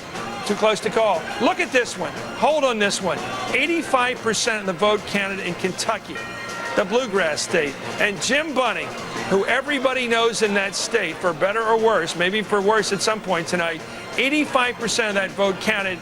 And this extremely well-known Republican incumbent is battling for his career. Look at those numbers. 4,000 votes separating those two candidates. Too close to call in North Carolina. Much more vote count so far. They're just 17%, with 25,000 votes separating them. That's the precincts. That's 17% of the precincts in there. Let's talk about that race. Is going to be part of this evening's story. Of course, too close to call. This is another fascinating story. Inez Tannenbaum, the Democrat who has bought into a lot of Republican positions on foreign and domestic issues, battling away there at 37% of the vote. Precincts, I guess, counted there. And she is battling away. Pennsylvania, a real stunner. Too close to call. Joe Hoffel, the underfunded Democratic candidate, battling away the veteran and professional politician, Arlen Specter. Let's go right now to someone very much involved in this campaign, Vanessa Carey, the daughter of the Democratic nominee. Oh, there you are. Where are you, Vanessa? I am in the Copley Plaza Hotel in Boston. No, we are right in basically Copley Square. Okay, let me ask you about your feelings. You've looked at, we can't talk about them, but you've probably seen them through your various networks and friends within the campaign. Looking at everything you know, how do you feel? I feel very optimistic, but I am somebody who knocks on wood and sort of stays mum until it's really over. It's, I don't know, it's just the way I am. But I feel good, and I'm hoping everybody's going to get out to the polls. Everybody's going to vote. And every vote will be counted, because this election is too important and there's so much at stake. So I'm just going to keep watching. I notice a bit of unusual jauntiness on the part of your father. What do you make of that? An unusual, I'm sorry, I missed it. It's jauntiness. Oh. He seems unusually jaunty these days. Dad. That is my dad. I mean, the dad I grew up with is a very goofy, silly guy who very much, like, the image I have of my father is with his head thrown back, hand on his chest, just laughing. And that's who he is. And I think what's happening is that as the camera lens gets trained on him more and more and people are scrutinizing his every minute, they're seeing that side of him that is very jovial and very alive and very just having a good time, and that's who he is. But when he's talking about what's happening in the world, when he's talking about what's happening in Afghanistan and Iraq, when he's talking about the rising healthcare costs, when he's talking about underfunding of education, he's going to be serious, because it is serious stuff, and it's very, it deserves respect. Vanessa, a lot of people have criticized the president in print. You've read the New York Times magazine stories and others that suggest perhaps a hint of a messianic sense on his part that he was called to this in some sort of religious way to be president. And yet there's a sort of an interesting thing I've noticed with your father, and I've noted this with you before on television. Oh, more than a year ago, he'd come to do our show on Hardball, and out in the hallway we'd exchange courtesies and say hi, and he'd say things like, "Chris, I'm going to win this one." Because I'm as skeptical as anybody else watching these candidates come and go, and people who are hopeful and then lose elections or whatever things happen. And then a couple of months ago, he did it again. He said, "I'm going to win this thing. Believe me." What's that about? You know, it's about fighting for what you believe in. And I think, you know, I've watched my father crisscross this country, and he really feels the hopes of the American people and the desire for change. I mean, we've both encountered people who have burst into tears on us and said, please, get yourself elected or get your father elected because I want to go to college, or please, you know, and when you feel that energy, when you see these stories, when you see what people are counting on you for, it gives you a huge amount of energy, and I think a real sense that you have to fight for what you believe in. You know, I think the one thing people can say about my father is that he has fought hard. He has fought incredible battles in this, and he has continued to fight for the American people and to win this presidency. I think it's an amazing thing, and I know he will work every day in the Oval Office as hard as he has worked in this campaign. And I hope so, because I would like a leader who is going to fight that hard to defend our people and our country. If you can be objective for just 30 or 40 seconds now, tell me why you think this president should not get a second term. Because I think this president has had 3.5 years of making the wrong choices. If you look at the cost of health care, it's gone up. The cost of gas has gone up. If you look at the cost of education, it's gone up. The cost of college education has gone up. We have lost jobs. Jobs have gone overseas. There have been, you know, you pick any category, and I think this president has made the wrong decisions. He's gone from a record surplus to a record deficit. You know, those are my future Social Security benefits on the stake. Those are my friend's Social Security benefits. He sent troops overseas without a plan for winning the peace. He has sent our troops overseas without the latest military equipment to defend them. And he has, I think, misled the American people on what the real world war on terror is. Our borders are leakier today than they were 3 years ago.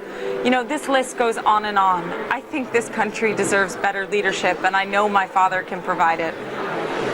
Vanessa Carey, thank you for joining us. Maybe we'll talk to you tomorrow morning sometime as this election goes to the final results. Thank you very much for taking the time to see us tonight. Let's go right now to Keith Oberman with a lot more results coming in from those 9 o'clock closings. Keith. Chris, let's start with the balance of power in the Senate, where we've had a straight swap of Georgia for Illinois. The Republican seat in Illinois now goes to the Democrat Barack Obama, and the Democratic seat, at least nominally, Zell Miller's old seat, goes to the Republican Johnny Isakson. So essentially, no change in that balance of power in the new Senate. Let's run the governor's table. Some of the results here. A result now, a prediction out of North Dakota, projection that John Hoeven, the incumbent since 2001, has held off Joseph Satcham, the former state senator, in North Dakota's governor's race. Governor Mike Easley of North Carolina has been reelected, according to our NBC News projection. He's been in office since 2001, and he has defeated the former state senator Patrick Ballantyne there, so the Democrats hold North Carolina. West Virginia, with Bob Wise, the Democrat, retiring from office. His Secretary of State, Democrat Joe Manchin, will hold the state governor's mansion over the Republican Monty Warner. It is too close to call in Missouri, where the battle is between the state auditor, the Democrat Claire McCaskill, who defeated Governor Bob Holden in the primary, and Secretary of State Matt Blunt, the Republican. Too close to call with 7% of the vote counted and an 18,000 vote actual margin difference at this point. Also too early to call in Indiana. Joe Kernan, the incumbent who took over from the late Frank O'Bannon last year, and Mitch Daniels, the former White House Office of Management and Budget Director, too early to call for governor of Indiana. Governor of Vermont, with the 7 p.m. closure, still too early to call, a 50% rule in effect here. The mayor of Burlington, Peter Clavelle, the Democrat challenging the Republican Jim Douglas there. And one more in the Northeast out of our 11 governors' races in New Hampshire, also too early to call, where Governor Craig Benson is being challenged by the Democratic businessman John Lynch. Let's give you 2 House decisions for the first time tonight. In the celebrity congressman race in Kentucky, Nick Clooney, the former Los Angeles and Cincinnati newscaster, and perhaps better known because of his sister, the late Rosemary Clooney, the singer, and his son, George Clooney, the actor, is projected as having gone down to defeat to the Republican Jeff Davis in District 4 of Kentucky. And one other note from North Carolina, yet too early to call here, where Robin Hayes, the incumbent Republican, is being challenged by Beth Troutman. The name may not sound familiar, but part of her resume would. She was a producer and staffer on a television show called The West Wing. So far, at least, though, the transition from fictional politics to the real thing, not going too well for her. 2 calls to make on ballot propositions propositions in the state ballots. Teen pregnancy in Florida, it bears a little explanation. Teen pregnancy has not been approved in Florida. This would be Amendment 1, which would ask voters to limit the privacy rights of teens so that a future legislature could pass a law requiring that parents be notified when their minor daughters seek an abortion. One other to make, we said that there are 11 of these ballots, 11 of these amendments or processes on the ballots across the country. And in Oklahoma, the projection is that the definition of marriage between a man and a woman, question 711, will pass in Oklahoma. So that's the table of the other results. Chris Matthews, back to you in Democracy Plaza.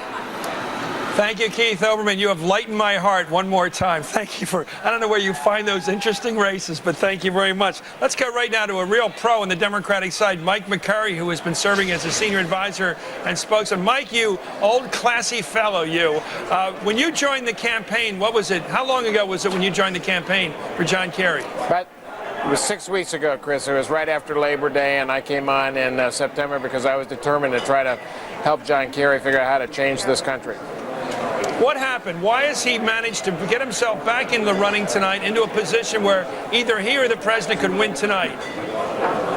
Well, a couple of things. I think a lot of the country really concluded that Senator Kerry was right when he argued that we really are on the wrong track as a nation. We need to change direction and get a fresh start, and really the same policies that President Bush has given us over the last 4 years just won't cut it today. But then the other thing, Chris, and you've been around long enough to know too, that any candidate running for office gets better and better and better. This one did. And I think he, in preparing for those debates, making the argument through 3 of those televised debates, really honed his argument down so that it really connected with the American people. And I think that's why he's doing very, very well tonight.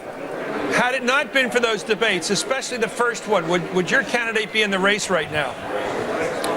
It would have been much more difficult. I think that we needed to make, as any challenger to an incumbent president must, a very powerful change that we have to switch horses. And that's a hard thing to do. Remember, the country voted for George Bush 4 years ago, and to now say, you know, that probably wasn't the right decision because we didn't get to where we wanted to be as a nation. We need to change direction and hire someone new. That's a very hard thing to do psychologically. And I think Senator Kerry made that argument much more effectively as we went along throughout the fall, through those debates, and in the last several weeks of very tough campaigning. And I think his message really began to strike a true note with the American people. I think that's why we're going to be very happy tonight. Peter Hart, who's the pollster who works along with Bill McIntyre, he's a Democrat. Peter, of course, Bill McIntyre is the Republican. They put together the NBC Wall Street Journal poll every month.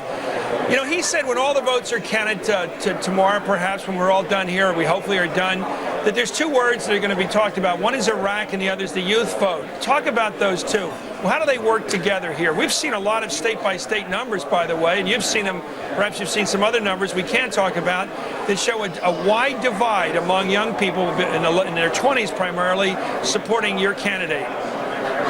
Well, let me start with young people. I think that one of the most refreshing things that could happen in our politics is to see unprecedented increases in voter turnout, especially among those eligible in the 18 to 25-year-old bracket. Chris, and you're an old hand yourself too, you know this.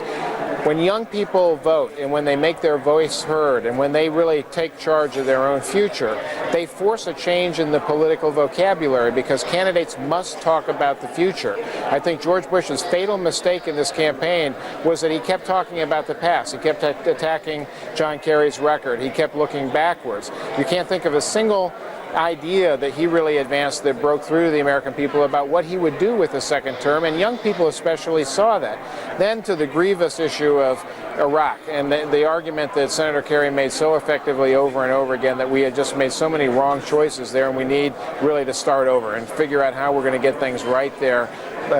Plot a new path forward in our diplomacy, very carefully stitch together again that kind of important transatlantic alliance that will help us deal with difficult world issues like Iraq. I think that's an argument that people instinctively knew to be true, especially when they saw the very hard things happening on the ground in Iraq. So all of that together, I think, added up for a very important and positive case for change. And of course, tonight, across the country, we're urging people to get out there. If you believe we need that kind of change, get out and vote. This thing is still not a long ways from over. We know it's very close. Many of these states have polls that are still open, and we need to have everyone go out and vote. Speaking of those polls that are still open, there's been a lot of buzz emanating from the Democratic side that the president was planning Okay, you guys lost. secret draft. You can't hear me? Well, that was my best question, darn it. Anyway, I wanted to ask about whether it'd be a draft in a Kerry administration. We'll get back to them later. Let's go right up to our opinion panelists. We're calling them Pat Buchanan, Dee Dee Meyer, and the newcomer tonight, Ron Silver. Ron, thanks for joining us tonight. Thanks you a lot, haven't had a chance to express yourself, your mood tonight as you watch this count. Well, I just want to make a remark about what Mike just said. There was another very polarized election in my lifetime, which was 1968, where it was a very polarized electorate. There was a lot of invective on both sides. The stakes were very high, Vietnam War. And as opposed to this election, most of the youth then dropped out, tuned out.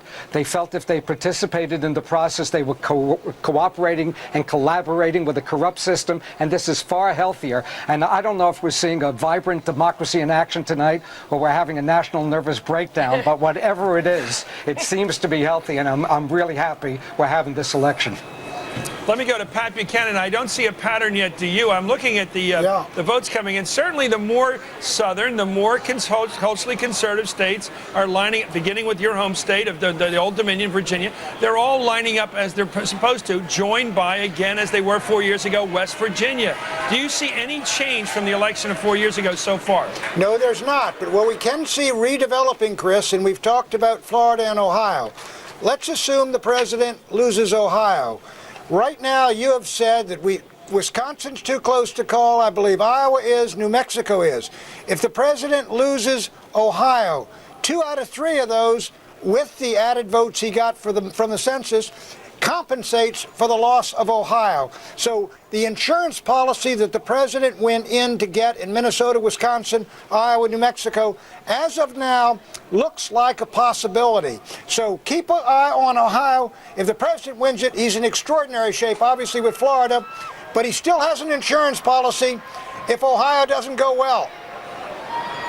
Let me ask you, in your Rubik's Cube, is there a point tonight when you'll throw in the towel for the Republican side? Listen, if the president loses Florida, Chris, and wins Ohio, he's got to win Minnesota, Wisconsin, and Iowa, but that will be enough to compensate for the loss of Florida. But Colorado, of course, comes into play. That's got 9 electoral votes, but the math is playing out here. Again, you got to begin with the president's got 278 electoral votes.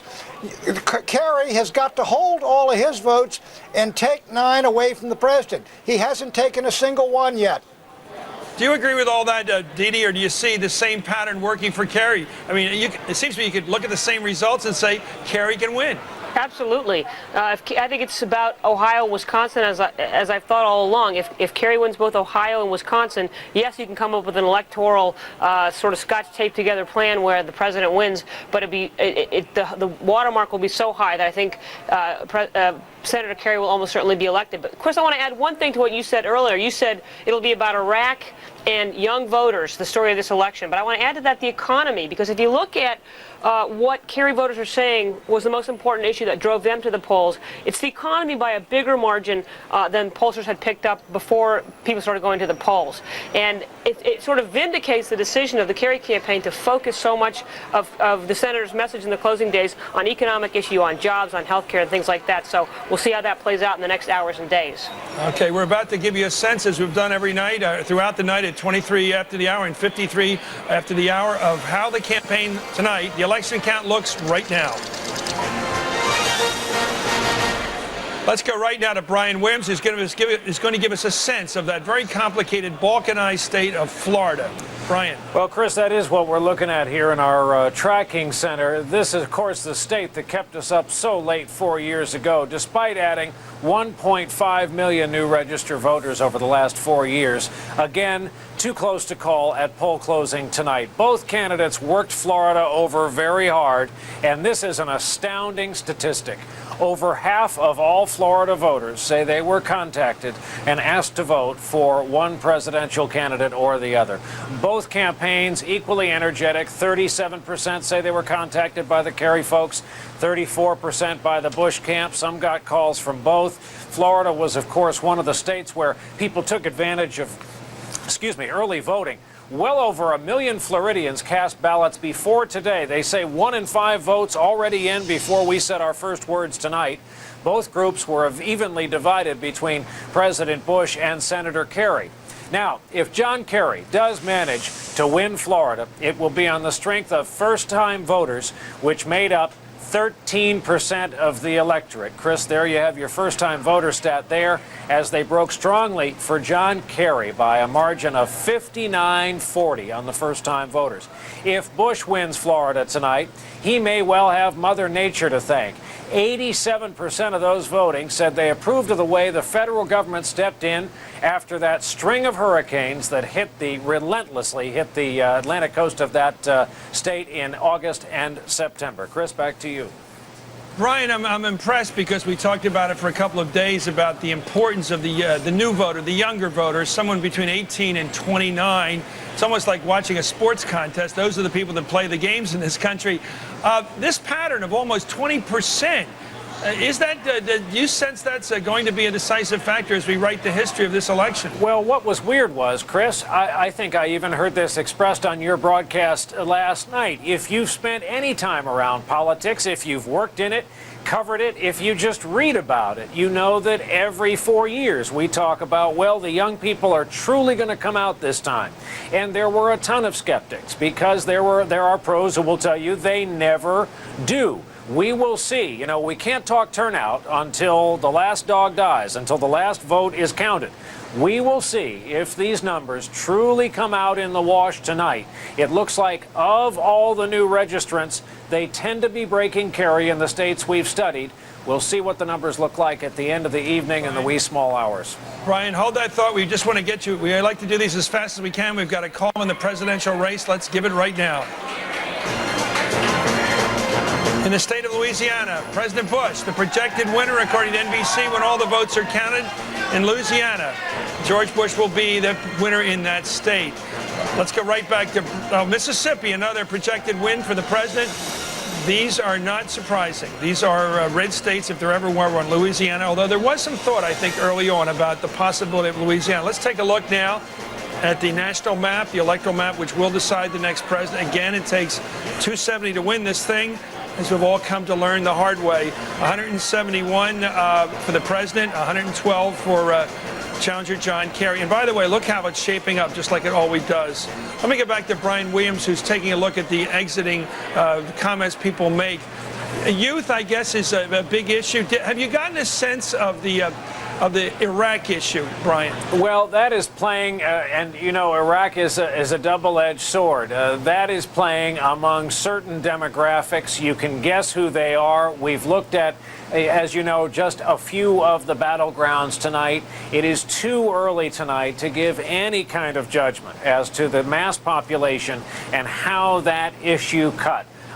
We do know among young people, a lot of the evidence anecdotal, that the kind of rumor of a draft that was put down so many times by the administration, kind of stoked on the internet, that did have an influence, especially on college campuses, those voter registration kiosks that were set up. That is responsible for some signups. But again, with fresh data coming in every few minutes tonight, with a long night ahead of us, that'll be one of the great and interesting questions at the end of the night. How did the war in Iraq break? Thank you, Brian. I think the world will be watching that assessment, by the way, by our pollsters of how well the people thought and how often they thought when they went to vote, how much they thought about Iraq, because the world will see this election or defeat of the president as a referendum, let's face it, on how we, the American people, support the foreign policy of this administration. It's just going to be that way, like it or not, from Rangoon to Rio de Janeiro. We're going to be talking to let's talk to the panel now. I want to ask this question. The youth vote, you've been tabulating, I've been watching you, Andrew, write down these numbers. The youth vote is breaking for Kerry, but is it showing up enough to win for him?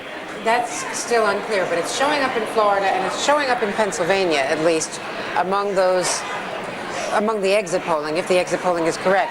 And in Pennsylvania, we're finding that the youth vote is importantly not only Kerry, but it's importantly interested in Iraq.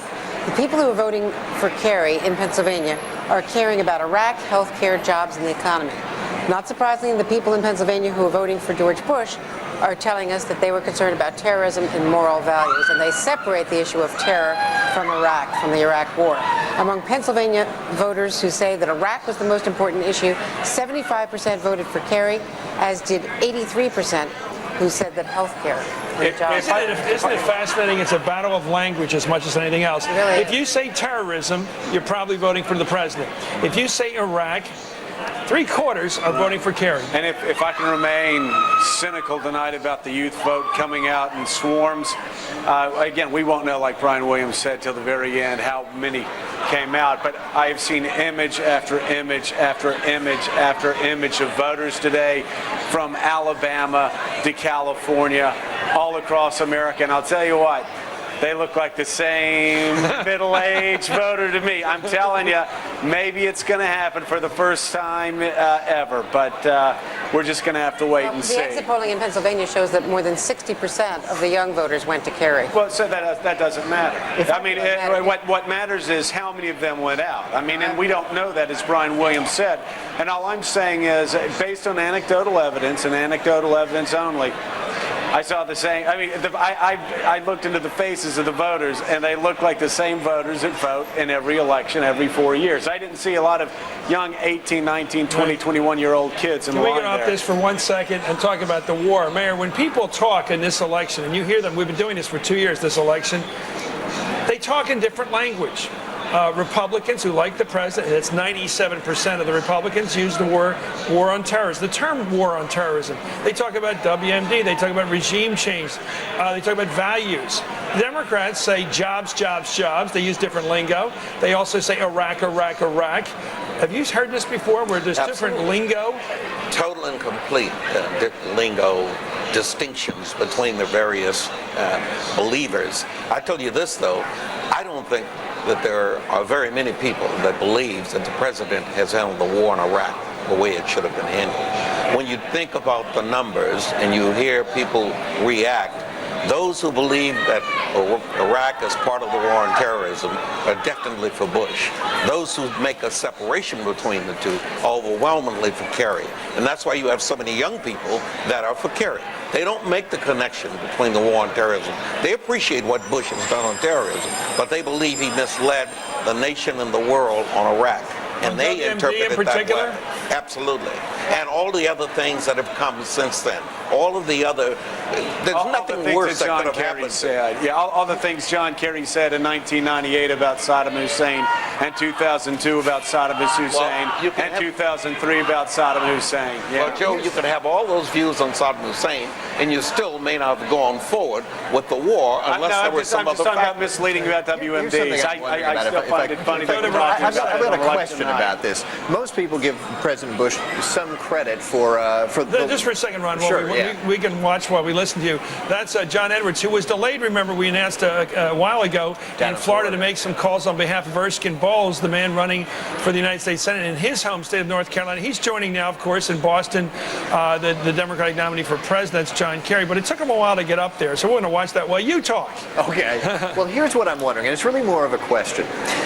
Most people, as I was saying, give Mr. Bush a lot of credit for the so-called war on terror. A lot of people are very nervous about the war on Iraq. What does it mean that the Bush-Cheney team has combined those two issues? Is it an advantage to them when, from their perspective, they're the same thing if so many people are divided themselves about it? But the American people, if you look at the Washington Post poll that I know everybody was familiar about a year and a half ago, the Washington Post poll showed that the American people a year and a half ago were merging those two together. As we moved closer to this election, of course, it started breaking up. They'd separate 20% Iraq, 20% on the war on terror. The exit polling that we're reporting tonight shows that 52%, so a majority, believes that Iraq is part of the war on terror. 45% think that it's separate. And there was a direct split of 48-48 on whether the war was being handled well Which drives Democrats and drives the Kerry campaign and always has driven them crazy. That shows how smart it was for the Bush campaign. That the American people put Iraq and the war on terror together. By the way, the youth vote in Florida, according to the exit polling at least, was 13%, which is double what it was. You all keep talking about the youth vote. We'll talk tomorrow. Excuse me, it's a little less. We don't know if it's enough. We don't know if it's enough. But it is significant that there's such a split, almost 60-40 in every state we've looked at. that is a national pattern, whatever it could be minuscule in its importance. We're going to have to see how many young people voted right now. And I think it is college tuitions, it's economic issues as much as it is the war. And it's a worry about Social Security. Interestingly, the 65 and over vote is going to George Bush, according to the exit polling. The Democrats did not make Social Security a big, third rail issue this year and did not scare the old people. Well, let's take a break now and get some update. Let's get some numbers from Keith Oberman as we watch this dramatic arrival in Beantown of John Edwards. That's probably getting ready to come off. But let's go to Keith Oberman for some hot news. Keith. All right, Chris, Senator Edwards' former home, the Senate, not being significantly altered tonight, as we've been mentioning, a swap, essentially, the Republican seat in Illinois for the Georgia Democratic seat with what will be Senator-elect Isaacson of Georgia now taking it for the Republicans, and Illinois' Senator-elect Obama, soon to be so described right now, still projections from NBC News. We wanted to give you some update on the House of Representatives as well, where the two key members, as you see, Senator Edwards, Vice Presidential Democratic candidate Edwards, arriving in Boston to join up with Senator Kerry as they await the presidential election results and the continuing calling of the states, which Chris and company will be carrying. Senator Edwards is successfully managing to get off the plane without incident and past a couple of cars and into an SUV. Okay, Keith, thank you for that report. We were watching John Edwards, of course, arrive in Boston. He looks as good as he always looks. We'll see how big a role he played in this final decision. Let's come back and talk. We're going to be back with Nora O'Donnell and others. We're going to get back right here in a moment. Stay with us on MSNBC at Democracy Plaza.